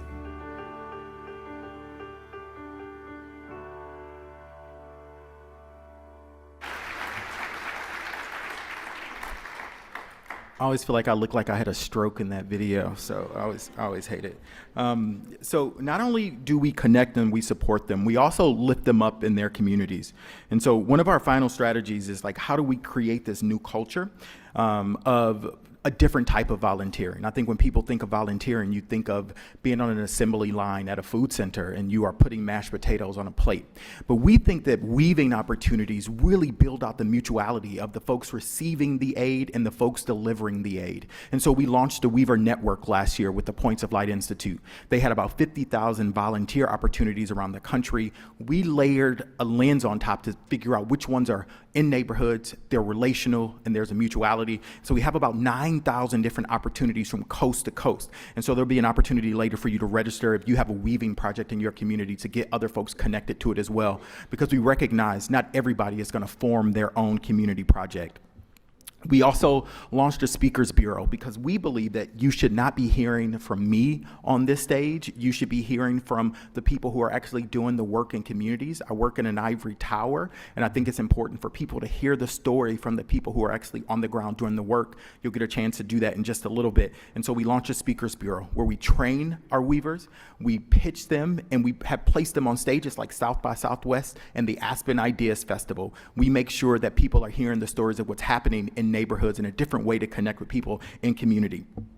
Now, I know you're probably thinking, people working on the ground in communities, supporting each other is not going to build trust. It's not going to do anything different than it's already done. But I want you to know that this isn't a new concept in this country. Our country has always found a way to come together when times are tough, and times are super tough right now. If you've read the paper or watched the news or heard some of the sobering stats we heard earlier, but I want to take you back. I'm a studier of history. I love history. It's something that once I find out something, I go on a rabbit hole and I want to find out all the details on it, right? Winston Churchill's grandmother, I have a story to tell you about her, David, later. But if you think back to after World War II, it was weavers in communities all around the country who taught English to new Americans when they found a new home here on our shores after World War II. It was those same volunteers inside of YMCAs and Red Cross buildings who helped families on the grief journey when they found out a young man was not coming home from the war. And it was those same people who helped to find jobs for them when they came back home. Our country, our people, our neighborhoods have always found a way to connect during times of strife and when things are rough, and we can do this again. We can inspire us to start weaving all over again. We're going through an election right now, if you all haven't heard, right? We're some folks running for president, and no matter who you're voting for, right? No matter who you're voting for, I don't really care who you're voting for, but I do know that they by themselves cannot knit our country back together again. It's going to take each and every one of us. In 1933, when FDR became president, he was hit with the federal banking crisis.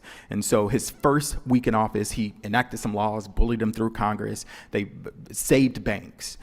He got on the radio and he says, can you, American people, put your money back in the banks? Trust me. The next day, $20 million showed up in U.S. banks. And today's numbers, that's about $500 million. I don't know if we have a leader right now who can do that, maybe some of the elected officials here, but I do know Shorty in a Baltimore neighborhood who can tell folks to go do something and they come, or LB down in Wilkes. These weavers are the neighborhood FDRs who are connecting a community together stitch by stitch, and we've just decided that our role at Weave is to support them on their journey. And so I'd like to pivot and invite on the stage, David, if you'll join me again, I'd like to invite Jim Peterson and Maggie and Anthony on the stage, because I'd like for you to hear from some of our weavers about the work that they're doing in communities and why it's important to support the people who are actually doing the work on the ground. So do me a hand and give them a warm applause and welcome them on the stage.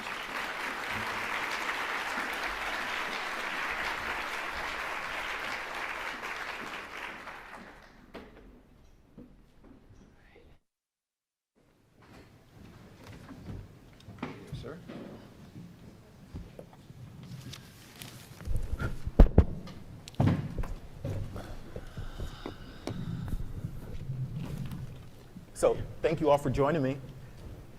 You have to say, yeah, thank you, I'm glad to join you. Pleasure to be here with you. We went through this is call and response, like, okay. So I'll jump in and I'll say, David, I'll start with you, just because, before we get to the weavers, David, what's happening here? You've been traveling around the country talking about your new book, How to Get to Know a Person. This is essentially a book about how to be a weaver, how to weave authentic relationships. We're in a presidential year where tensions are high already. How are folks receiving your message around the country? Yeah, I would say first, my book came out in October. So when October 7th happened, I thought, well, that'll just bury the book because we're in a world of global strife. People are having incredible conflicts in this country over that, and let alone over the election. And so I thought, well, there'll be just no audience. And sure enough, most of the media that I had scheduled canceled. And yet when I went out and started talking to folks about the book, I got a response that was about 10 times greater than any of my previous books. It turns out people were just hungry for any way to heal strife. People were just so exhausted and bitter, and they just wanted some way forward. And there was one, when you're on a book tour, you spend a lot of time, you would call it sad guy alone at a hotel bar, but I call it reporting. And so I'm at a hotel bar somewhere, and I'm going through Twitter, and I'm scrolling through all the horrible images, and I come across an image, an interview James Baldwin gave probably in the 1960s.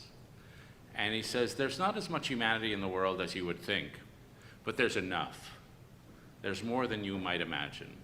That the world is held together, he says, by the love of relatively few people.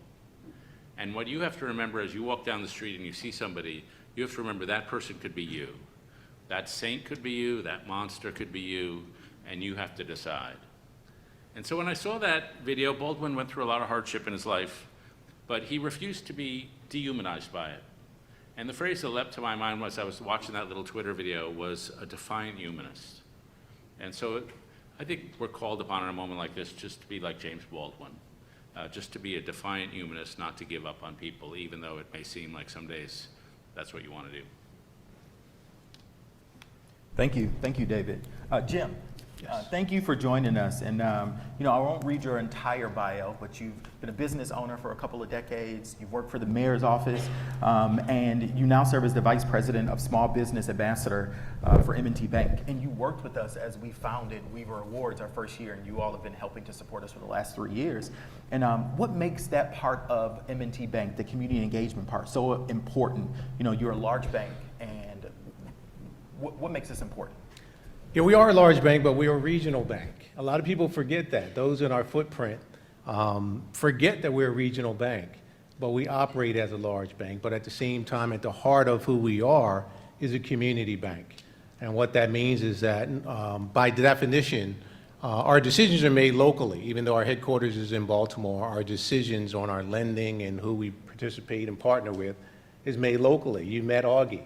Augie is who will make the decisions in the Baltimore area. And communities are everything to us. We build our business through relationships, and that's what drew me to working for M&T Bank. We understand that relationships are key, communities are key, and partnerships. When you guys approached us about partnering, it was a no-brainer because our missions align so greatly. This is what we do. We also understand that small businesses are a key part of every community.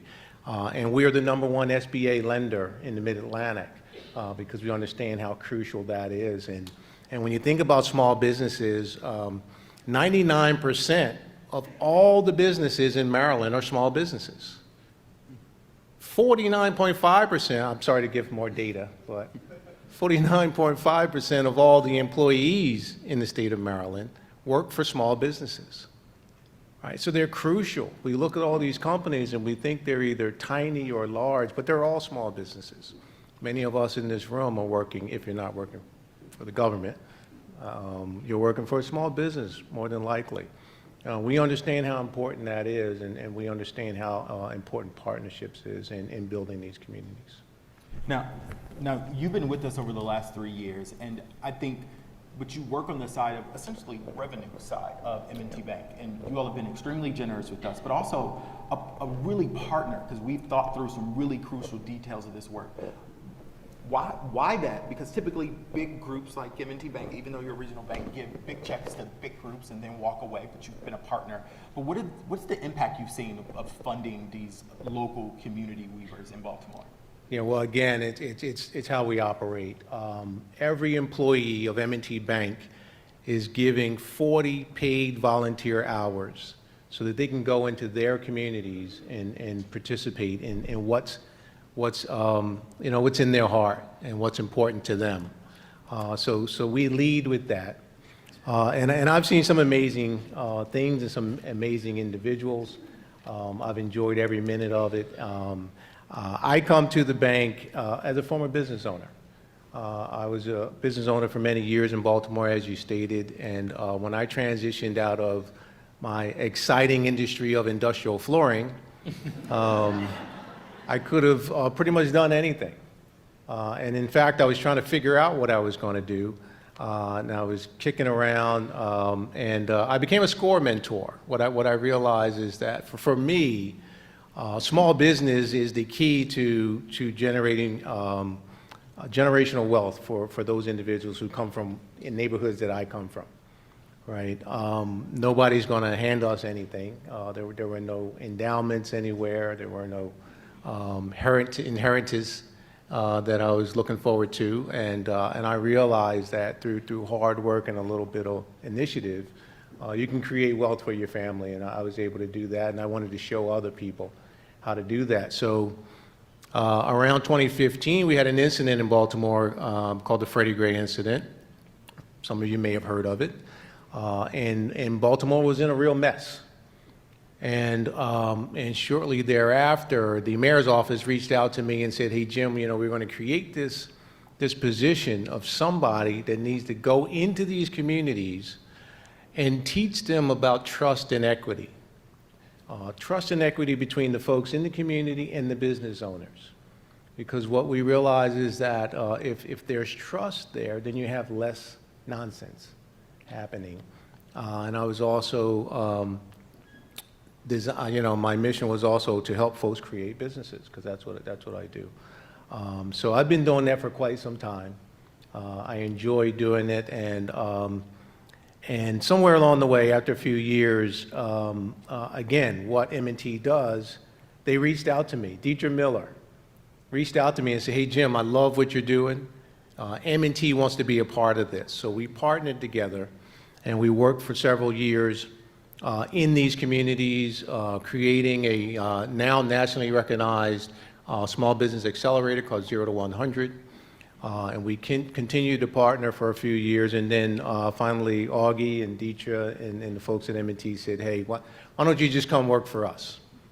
So now I work at M&T, still doing the same things in these communities every day, meeting some amazing people, and happy to be a part of the Weaver Awards program.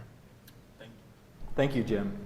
Anthony is one of our most recent Weaver awardees in Baltimore.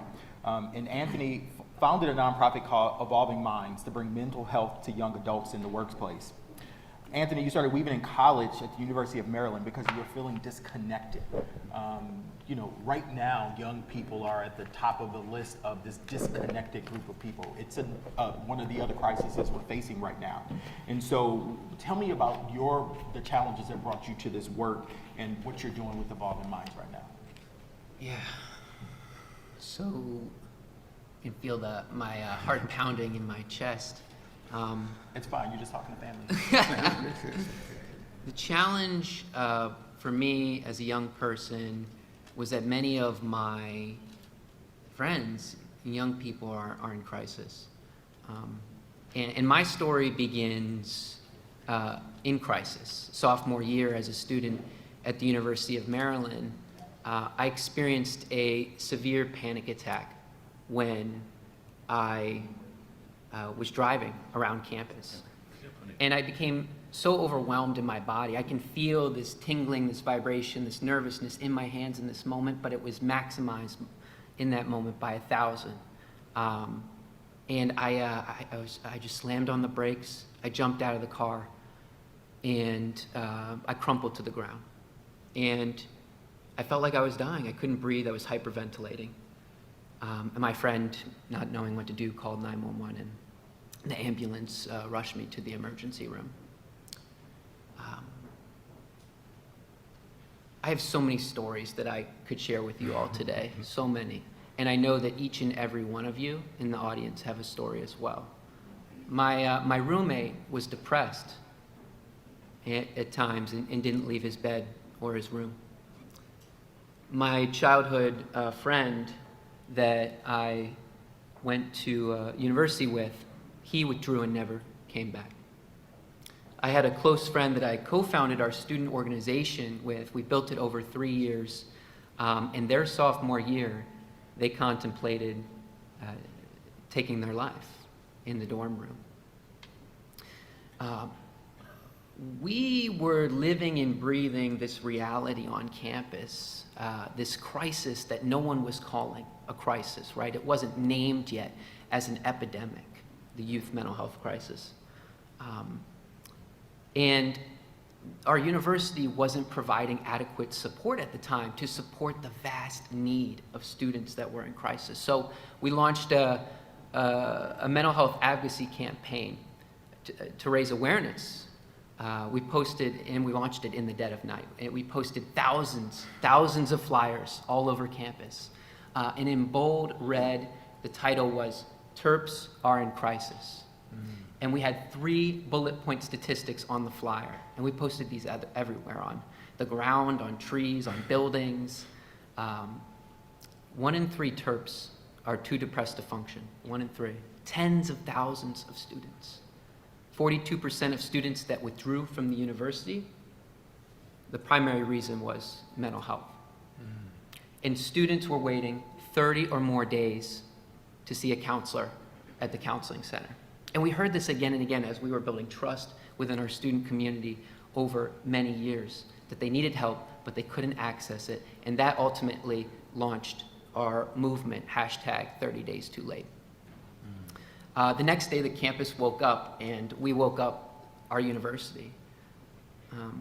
I'll never forget that day because we were tabling in the middle of campus to announce our campaign to the student body. And in all my years of grassroots organizing and tabling, no one likes tabling, and everyone avoids the table, right? We walk as far as we can around that table. I do it too. But on that day it was different. On that day, we had students coming up to our table all day, saying, "What can I do?" We had students literally running up to our table saying, "I saw your flyer, I heard about your campaign, I have a story too, how can I help?" Wow.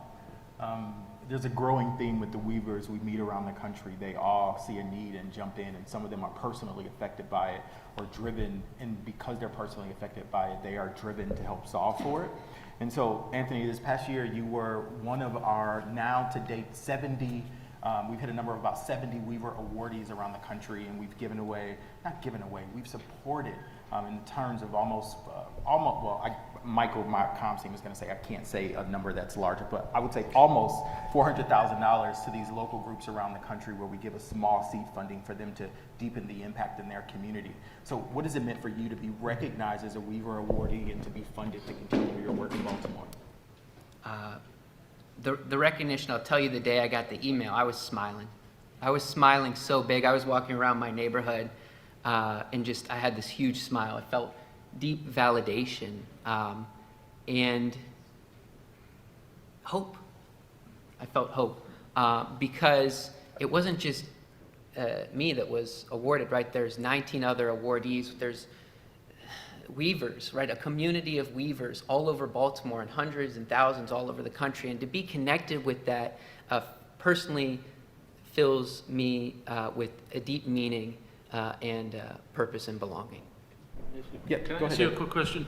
There's a thing at the University of Maryland that I've heard about called the Good Center. Do you know about Do Good. The Do Good Institute, yep. Were you involved with them? So, funny story, we actually pitched our campaign at the Do Good Institute in front of an audience like this, 500 people, the university president, board of governors, at the Do Good Institute. So. Okay, it's like as I understand it, it's like the voice for social entrepreneurship. Mm-hmm. And people vote and compete and try to, and I think it's what I know of it, I visited it once or twice. It's a great center to take students and help them, equip them to become social entrepreneurs. Mm-hmm. I was just curious. Yeah.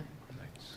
I also want to remind you, folks in the audience, that if you have questions, you should write them down on postcards that I think are on your table, and there are folks around here who will collect them. So if something is peeking up and there's something really interesting you want to share or get across, you should write it down. I forgot to say that earlier. Maggie, in the midst of law school at the University of Virginia, you found a rural town that felt like home, and you changed your career plans and stayed there. You saw a need and you dug in. And as the Deputy Secretary of Public Safety and Homeland Security, that's a long title, you have a chance to weave at work. You didn't grow up in Culpeper, Virginia. What made you decide to weave there and stay there? Yeah, thank you. And thank you for having me today. I'm so thrilled to be up here on this panel. This is an honor. So I'm originally from Springfield, Virginia, which probably means something to everyone in this room. And I actually went to high school and college in DC. So like Jesus, I stayed within a 15-mile radius for the first 25 or so years of my life.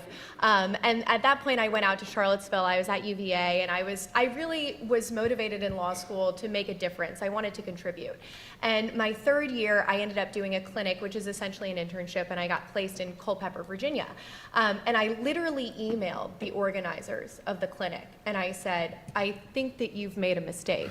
I've never heard of Culpeper. I didn't even rank it on my top 10, and there were only 12 placements. And I really am not interested in going here. And they said, too bad, you're on your way. So I'll never forget the first day that I went. I was in court. I was in a suit.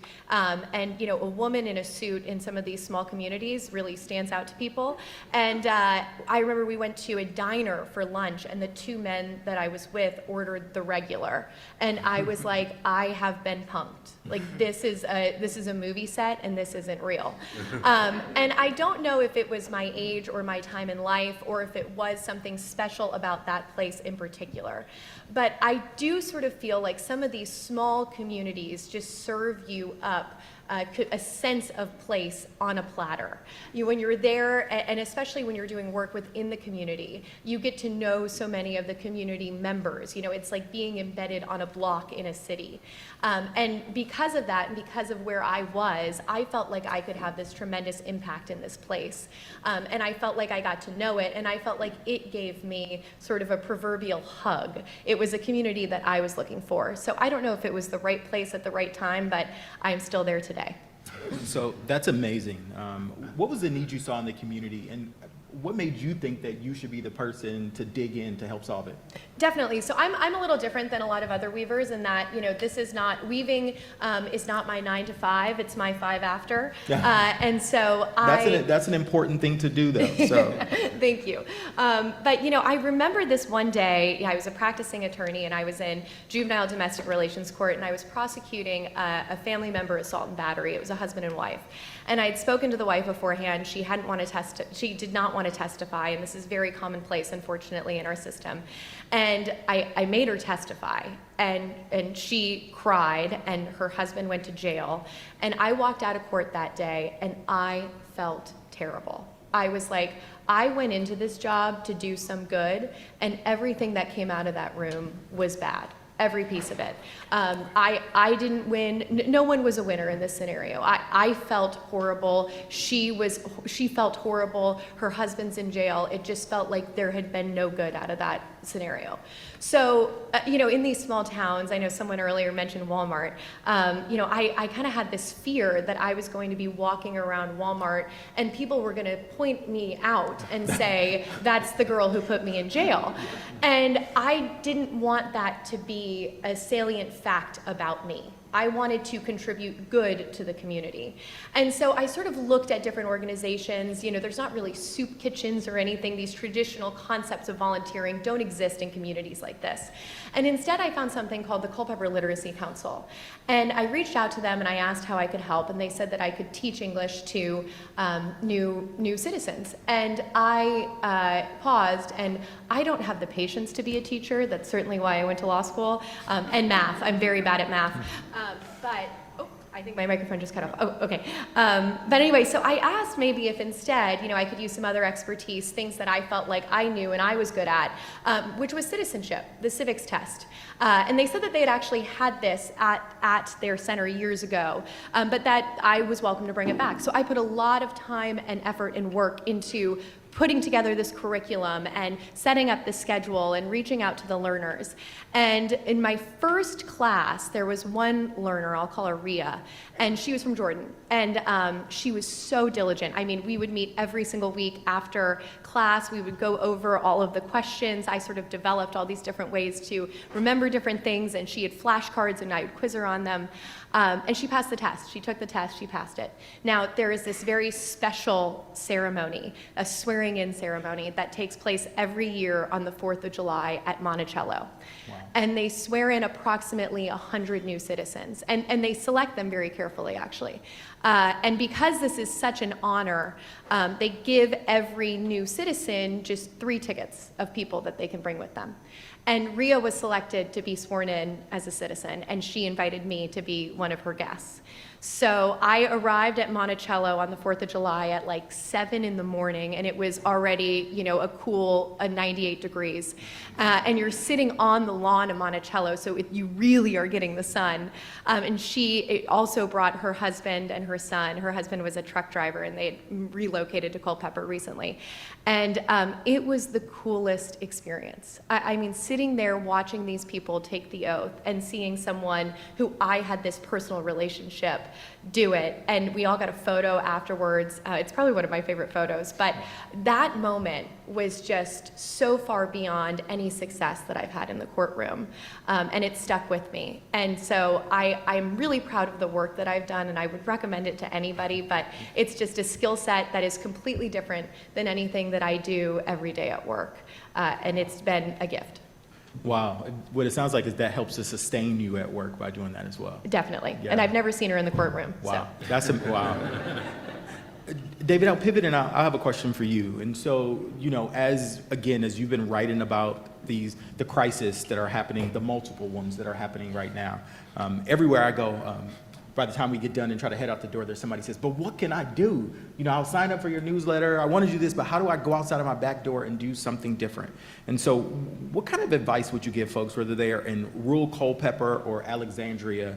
What can they do to start to help to heal the divisions in their neighborhood or maybe in our country as a whole? Yeah, one of my favorite books, I hope everybody's read this book, it's called Man's Search for Meaning by Viktor Frankl. And Frankl was a psychiatrist in Austria in the 30s who was sent to the Nazi death camps. And when he was sent there, he realized that the life he had planned was not the life he was going to end up living. And so he realized the wrong question to ask is, what's my passion? And what do I want from life? And the right question to ask is, what is life asking of me? So what problem has been thrown in my face that I'm qualified to answer? And so one of my favorite novelists is a guy named Frederick Riley, and he says your calling is where your deep gladness meets one of society's great needs. And so it's that mix between the one thing you're wired to do and one of the needs. And so when I talk to young college students, I always say, you're not going to find your calling at McKinsey, frankly. You're going to find it where there are problems, so go out to where the problems are. And I gave this advice to a young woman at UVA, and a couple of weeks later she calls me and said, yeah, I quit my job, I'm walking around DC looking for my problem.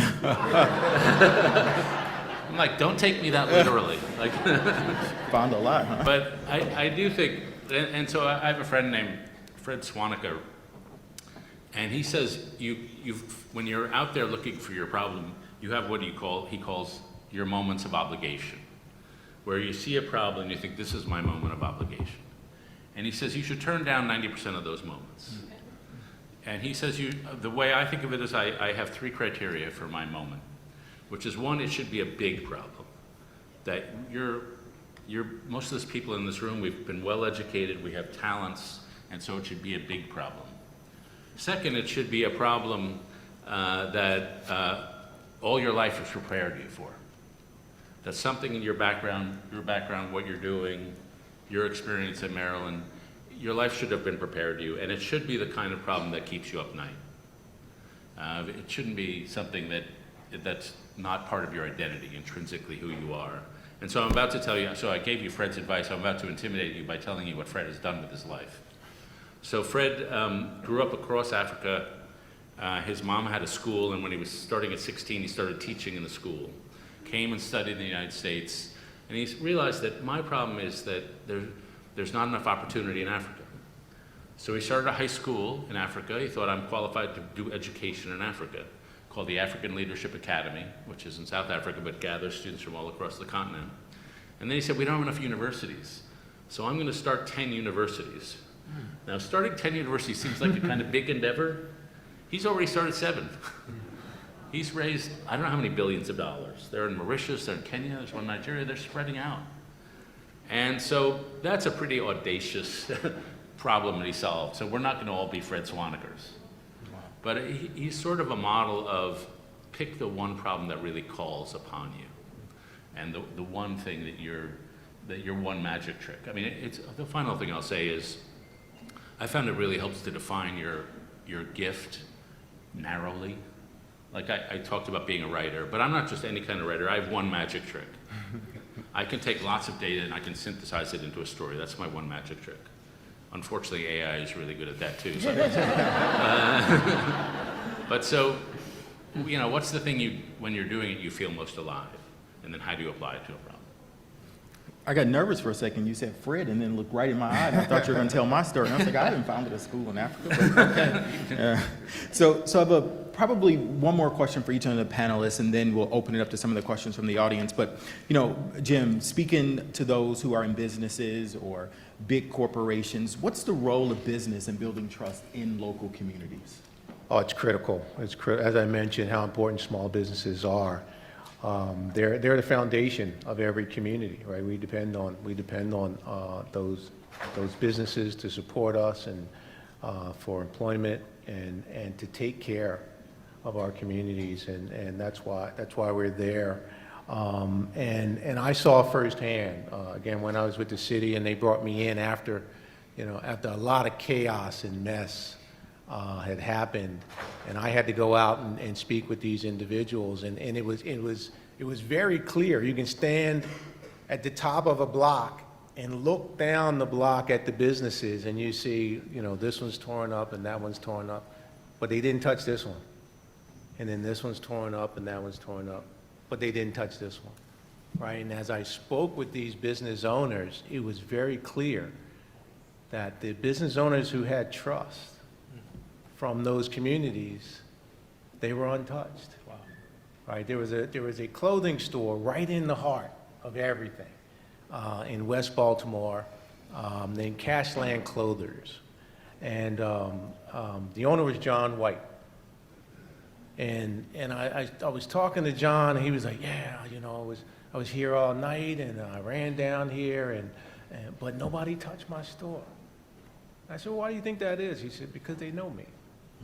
They know me. He also had a shop in the mall, and the mall was ransacked, but they didn't touch his store, right? And it was very clear there were a number of drugstores that were just ransacked and destroyed, but there was a woman in West Baltimore who owned a drugstore, and they didn't touch her store, right? Because she had that trust from the community, and when you build that trust, there's that respect, and it was my job. Excuse me. It continued to be my job to make sure that they all understand that the people in the community understand how important that is, the business owners understand how important that is, because that's going to build better communities and better cities and eventually a better world for all of us. Wow. Thank you, Jim. Anthony, speaking of young people, what's the role of youth right now in building trust and cohesion in the communities where they live and work? Yeah, so I'll actually be speaking to about 100 young people at the University of Maryland next Tuesday. And I'll share a little bit with you right now what I'm going to share with them.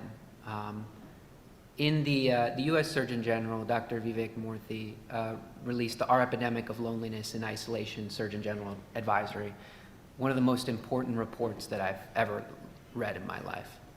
And when you dive deep into the information, you see that from 2003 to 2020, there's been clear societal declines in social connection. But specifically when you look at young people, ages 15 to 24, time spent in person with friends has reduced by 70%. From 2003, 150 minutes per day on average, to 2020, 40 minutes per day on average. So what we do at Evolving Minds, and what I believe youth should be doing, is building social connection and community in their peer environments, and empowering and training youth to do that. Wow. Thank you, Anthony. Maggie, what's the role of government in helping to heal our divides and building culture and belonging for all? Sure. So, fundamentally, personally, I am a small government person, but I think that wherever you stand on the spectrum, undeniably, there are societal services that only government can provide. But sort of the dirty secret is that once you get into government, if you are in government, you probably had some degree of working politically on the other side. And, it's funny because when you think about the nature of politics and campaigns and the way that they work, is that both sides are doing exactly the same thing at the same time, right? They're actually doing the same work. I mean, they're buying ads, they're finding candidates, they're recruiting people, they're making contacts with voters. But within that work, the way that it's situated is basically to try to attack what the other side is doing, even though they are identical sides of the same coin. And so I think that's something that was mentioned earlier, which is that you have to find sort of this gem, and you also have to have respect. And I think that that's so essential, is that at the end of the day, whether you were in government or you were in politics, which are, basically two hands on the same body, you have to understand that the other side, or whoever you are working with, is trying to do exactly what you're trying to do. Their motives are good. They're trying to make a difference. They're trying to do something for their communities. And so if you come to the table with that baseline of respect, or if you're trying to fix any governmental problem, and you know that when you approach the table, you're always going to be better off. Wow. Thank you, Maggie. So we got a bunch of questions from the audience here, and so I'll start with the first one, and anybody jump in as you see fit. So, how can we build trust in a society where we are categorized as individuals and pushed to be individuals? I'll take that on. So this is a broad societal question. There's a book called The Upswing by Robert Putnam, who we've mentioned a few times, and a woman who worked on Weave. And the basic argument, they have a curve, and it's basically a bell curve. And it starts in the 1890s, when we were a very individualistic, kind of brutal society. And then things get better until about 1965, when we were a little more communal. And then things begin to decline. And these are trends relating to income inequality, racial justice, gender equity, political polarization, civic engagement, like all these trends which had to have nothing to do with each other. And yet they all follow the same curve. And so Putnam, who's the greatest political scientist in the country right now, says, he calls this curve the me, we, me curve. And we went from a society which was very individualistic, social Darwinism in the 1890s, and became a much more communal society. And people thought it was too communal. They wrote books called The Organization Man, how we're all a bunch of conformists. But then we became more individualistic, which was the rise of me. And so there's a thing called the narcissism test, where they ask people, do you agree with the following statements? And they're statements like, somebody should write a biography about me, or I like to look at my body, or I find it easy to manipulate people because I'm so extraordinary. And the median narcissism score has gone up by 30% over the last 20 years. And so just to take another example, American high school students rank 26th in the world in math. If you ask people, are you really good at math? We're #1 in the world in thinking we're really good at math. And so this is just a shift from a more communal culture to a more individualistic culture. And this was a shift we had to make. In the 1950s, there were a lot of structures we just had to break apart. But we've sort of overdone it with the individualism and with the lack of humility. I'll just finish with one story. I was driving home, and WETA, our beloved PBS and NPR station, has a thing, used to have a thing on Sunday evenings, they may still have it, where they call the Big Broadcast, where they would broadcast old radio shows. And they broadcast a variety show that played an hour after the Americans won World War II on VJ Day, after the Japanese announced their surrender. And so I'm expecting them to all be celebrating. The host of the show is Bing Crosby and a bunch of stars. And Bing Crosby gets on there and he says, you know, we're just glad we got through it. We didn't win this because we're better than anybody else. We should just try to be humbled and be worthy of the peace. I was really struck by the tone of self-effacement. So I listen to them, I drive home, I go into my living room, I turn on TV, watch a football game, and a quarterback throws a pass and the defender tackles the guy after a 2-yard gain. And he does what all professional athletes does. He says it's a big celebration, victory dance in honor of himself. And it occurred to me I was watching a bigger celebration, self-aggrandizement after a 2-yard gain than I'd heard after winning World War II. And that to me symbolized the shift from a culture of self-effacement, I'm no better than anybody, but nobody's better than me, to a culture of look at my achievements. And I think we've sort of overdone it with the individualism. And I think a lot of what our organizations are trying to do is try to find a new and more fair way to do community. Wow. Thank you, David. Anybody else want to weigh into that? I'm just going to add to that just a quick line. I just also think that social media has exacerbated that problem, where you have every single person who feels the need to post about, you know, every time they go to Costco or they get a membership. And I just think that it makes us worse. Yeah, I'm going to say quickly that as a grandfather now, you know, I just can't understand how my granddaughter sits on her iPad talking to her friends who are next door. They're all in their homes and they all live on the same block or in the same community, and they talk to each other through the iPad, and I just don't understand it. Something wrong there. Anthony? Yeah, I mean, if we're going on the technology theme, I was at a cafe in College Park about a year ago, and I went there to do work, and I pulled out my computer, but the Wi-Fi wasn't working, so I shut my laptop, and I started talking to the person next to me, the stranger. Can you believe that? I had a lengthy and long conversation with the person next to me, and we started talking, and I learned that they were a student at the University of Maryland. And about midway through, there was a long pause, and they looked at me, and I looked at them, and they said, I can't believe I'm about to tell you this. I mean, you're a stranger. This is a cafe. We're surrounded by people. It's noisy. But about 3 months ago, I attempted on my life. Wow.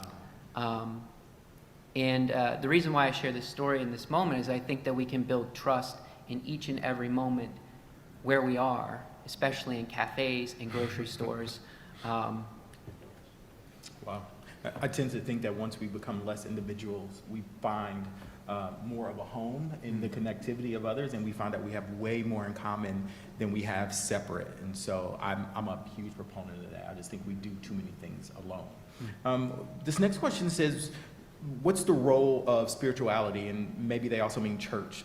What does it play in building trust? And I'll do the lead to that. You know, we are entering a period where less number of peoples are members of churches than they were before, and as they are declining in churches, they're also declining in places where you got a moral education, like YMCAs. You used to get a moral education in college or even in some high schools, and so we have less and less of the moral education.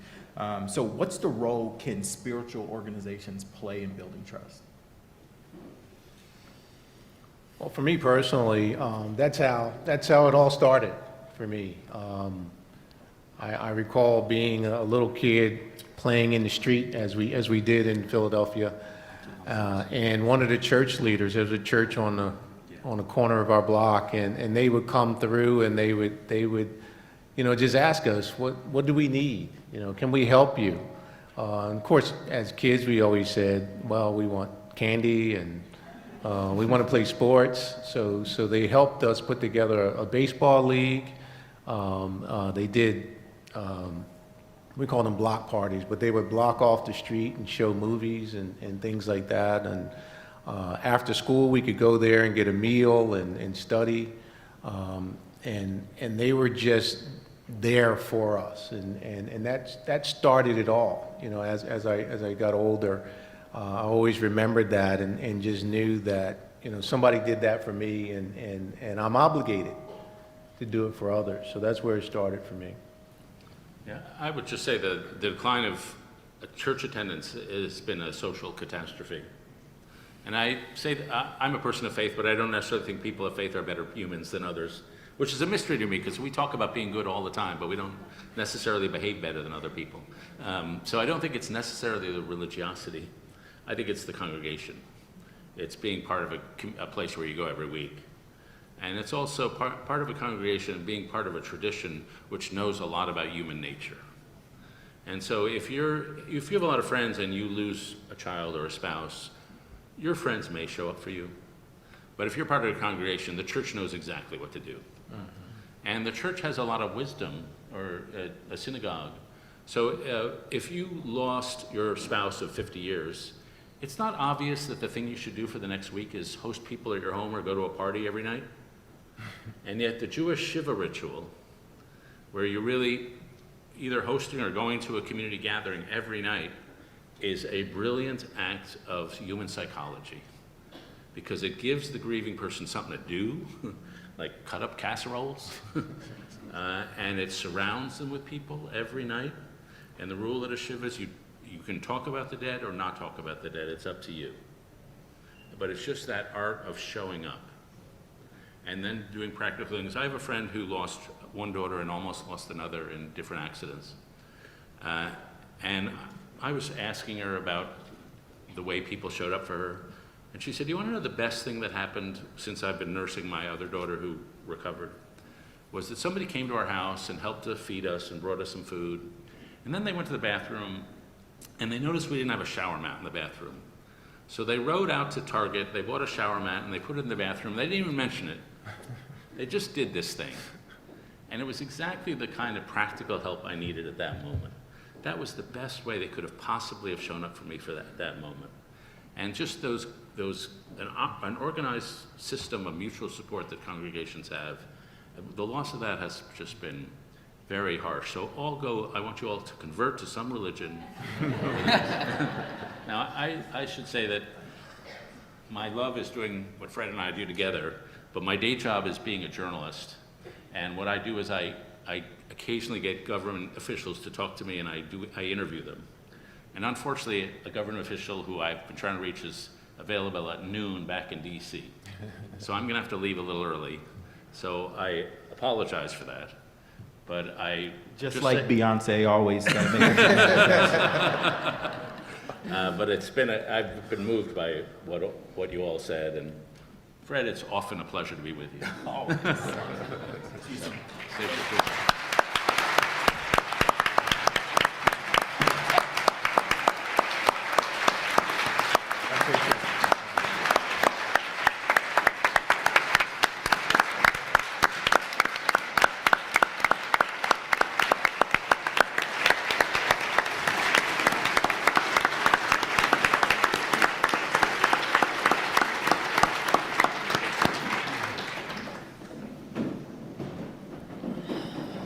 So maybe just a couple of more questions from the audience, and one of these is for Anthony. And so Anthony, the question is, to what extent, what mental health challenges are still hidden at colleges and high schools? And that's a really good question, because I'm almost assuming that a lot of folks in here have young people and are shepherding young people on their journey. So what mental health challenges are hidden? Yeah. All right, I'll talk about technology.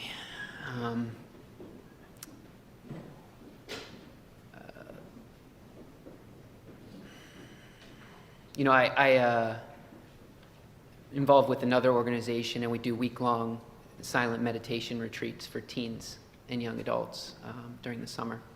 And we build up a lot of relationships and trust with these young adults. And through the course of the week, we had continued to build a deeper sense of bond between each other. And so at the last night, I had a young adult sit next to me. Outside, we were just looking at the stars, and there was a dance party going on inside. And at that point, they did open up to me and say, "Can I tell you a secret?" And I'm like, "Uh-oh, I know where this might go." But what they told me, and I think is really important, is they were telling me about a story about how at 12 years old, they were on Discord and counseling another young person in Europe who was suicidal. And so I think one thing that's really hidden in the mental health landscape and maybe isn't talked about as much is the technology, the impact of technology on young people. And I'll speak just briefly about my personal experience. I had to delete all of my social media in college because it was harming my mental health and well-being. And when I was young, around like 13, I would play video games 8 to 12 hours a day for years. And I didn't really realize that was a problem until much later. So technology, I'll just name it, is definitely a hidden crisis that I think a lot of young people are facing. Thank you, Anthony. One last question to each of you on the panel, and popcorn in as you will. There's some folks out here who want advice on how to start weaving or how to support people who are weaving in community. So what advice would you have for them to get started or how to support? Yeah, I'll jump in. So, something that I think David mentioned was this, that everyone has a magic trick, right? And I think that a lot of people, especially today in 2024, aren't necessarily using that magic trick at work for 40 hours a week. Maybe it comes up a couple of times, or maybe you're in a field where it doesn't really come up at all. And I don't think that you actually have to use your magic trick as a part of your career. But if you're not using it, I think that everyone has an opportunity to use it in another way. Use it on a weekend, use it in the evening. Find a place, and it doesn't have to be one that already exists. You can create a space in which this skill that you have can be used to serve people. And I think that that's my Weave advice for today. Wow, thank you. Thank you. Yeah, I think that's excellent. Kind of where I'm going. When you take inventory of the skills that you have, you can find, you don't have to create everything. The same thing I tell business owners, people who say, I want to own a business. I say, all right, well, let's look at some businesses. Maybe you can buy one, right? You don't always have to start something, right? There's plenty of organizations out here that are doing some great things. So volunteer. I started volunteering, as I mentioned, after being in the floor business, I started volunteering for SCORE. SCORE is an organization of retired executives. Right, and through that, I was utilizing my skills as someone who was a business owner and knew how to start and grow businesses, and I was teaching other folks how to do the same, and I got the job with the city, right, because they realized this was a skill of mine. I didn't envision this, growing up. I didn't envision owning a flooring company. Right. I didn't envision working for a bank. I didn't envision working in the communities that I'm working in. In fact, when I first started with SCORE, it was in Howard County. It was a county outside of Baltimore. But as I started working with individuals, while being there, they kept saying, well, our Baltimore office is understaffed. You think you can go to Baltimore? And that's how it started. And when I went to Baltimore, I felt right at home and made my home in Baltimore. So my suggestion is just take inventory, understand what you're good at, and then find somebody else to help. And you'll find your problem by helping somebody else with theirs. Thank you, Jim. Anthony? I'll share my favorite community building technique with you all. And you can implement this tonight or tomorrow in your families or your workplaces or wherever you gather as human beings. So you'll sit in a circle and you'll use a connection question like, what are you grateful for? Or what brings you joy? Or where do you see the goodness in the world? And with those humans in the space, you'll invite them to connect around that question for 20 minutes. So set a timer for 20 minutes. And then for that entire time, you're just connecting around that one question. Now, to ease the flow of conversation, you can throw around a pillow or a stress ball or an imaginary ball. And I guarantee you that this will increase a sense of empathy and connectedness in that group. And if it doesn't, let me know, because I've never seen it not work before. Thank you, Anthony. Thank you. If you all will give a round of applause to this expert panel.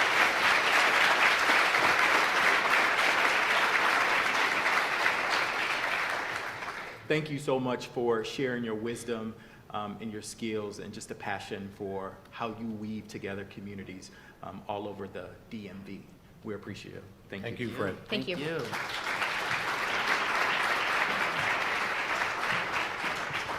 Now, today we've talked about the crisis of trust and a bunch of other things that are affecting society. We've heard from some of the people who are working to solve for this, and I'd like to get a sense of what you're thinking about. So we're going to pull the Mentimeter back up again, and I'm supposed to read a code. I don't do good with scripts. So, because I think it's hard to see this number over here, but if you go to menti.com, use code 99882771, or you can just scan the QR code, which is in the program book on your table. So the first question is, do you feel the lack of trust is affecting your work or community right now? It's an easy yes, no, or maybe. And I'll give you a second for everybody to start populating, because I want everybody to do this. Come on. I don't see everybody with their phones out. Most of you have them all the time. Let's go. Come on. Thank you.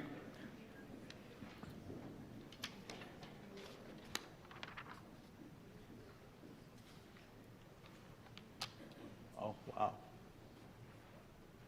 And growing.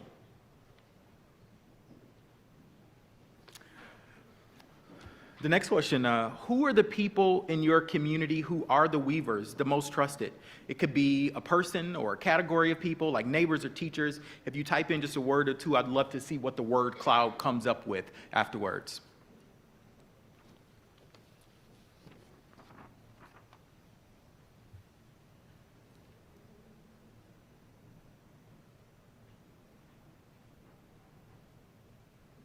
Wow.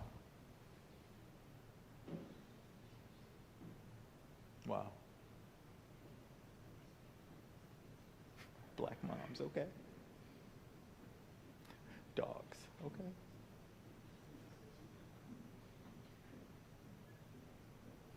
Wow. Thank you. Listen, we are living in a really challenging time right now, and these issues seem to be so big, they're like a mountain that we all don't seem to be able to push over. But in the midst of that, I still have a lot of hope. Thank you for still populating the word cloud. I still have a lot of hope. And I have a lot of hope because of the weavers I meet around the country.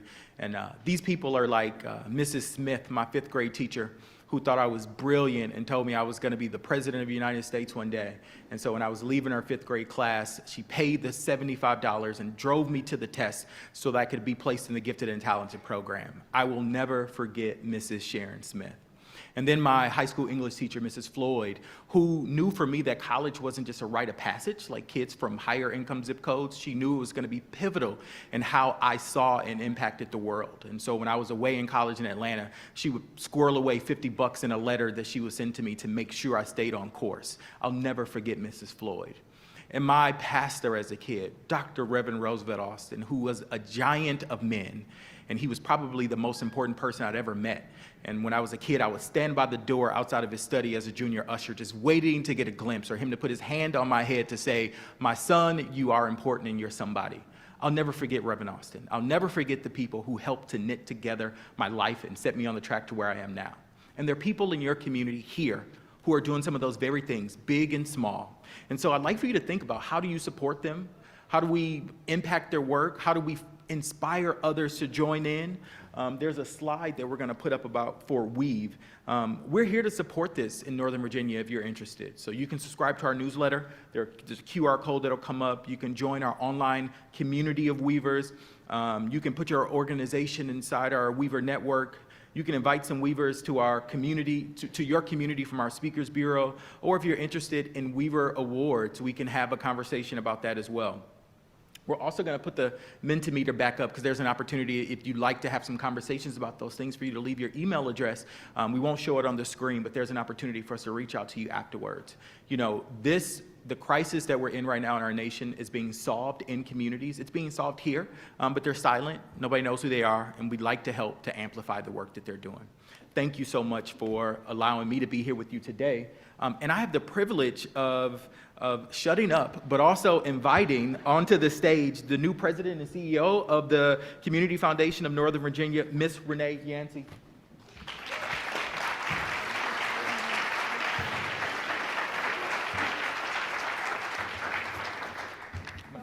Everyone, thank you so much for being here. And Frederick, I love the call. Yes, I love the call and response tradition that you reference. I come from the exact opposite tradition, but I want to keep it going. I'm Episcopalian, and we are super quiet. But for a moment, I'm going to pretend that we can have this call and response moment. Thank you. Right on cue. So, this time next Friday, are you available? Come join us again. Just kidding, but we really want to continue the conversation. So I'm 2 weeks into my new role, and yes, as many have asked, thank you.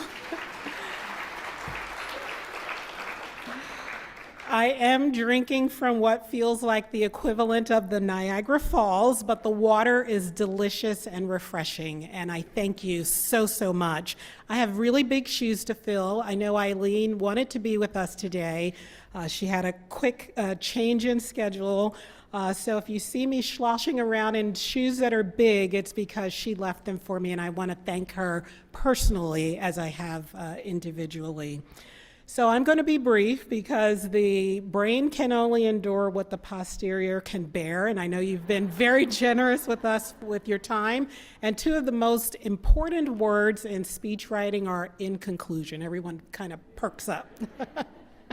So today was really built on love, and I want to offer some thanks and love to those who've been part of this, those who are in the room, those virtually, and those who have been engaged in the thinking and the dreaming and the ideating about creating today. So our hosts, thank you to George Mason University, the Costello College of Business for hosting us, all of the educators and leaders and problem solvers who are coming right through these doors right now, right beyond us in classrooms and lecture halls, so leaders who are going to be our problem solvers now and into the future. Thank you to the Aspen Institute, the Weave Social Fabric Project, our colleagues, in particular Frederick, Maggie, James, and Anthony for sharing your thoughts, your expertise, your experiences, all of our panelists, to David Brooks, who had to transition out, for reintroducing us to these deeper concepts of social trust and giving us a path to strengthen trust here in Northern Virginia. Thank you, Drew. 3 years in a row. Mark your calendar for next year. We're so grateful to have you. To Denise Bellows, our Senior Director of the Insight Region, for your presentation. To my team, my new team at CF Nova, they have led with head and heart to make this event possible.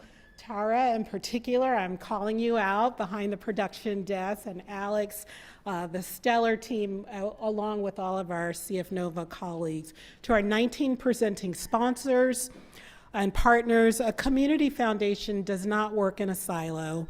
And it is through partners and help with each of you right by our side that we're helping to make this community stronger. Again, to our program sponsors. And we have members of our board of directors who are here. So if you wouldn't mind just indulging me for a moment, if you're able to stand or wave your hand so that the community knows who you are, the members of the board of directors, thank you, thank you, thank you. Thank you for being here. And these are generous folks. They just met with for a board meeting yesterday, so I know that you've spent tremendous time with us. So before you leave, be sure to stop by the stations and the community tables that we have. Register for the Nova Book Circle. You can bring your own book or grab a copy. Please stop by the response and reaction community table. So folks, that's it. It's a wrap. Thank you. Thank you for being here.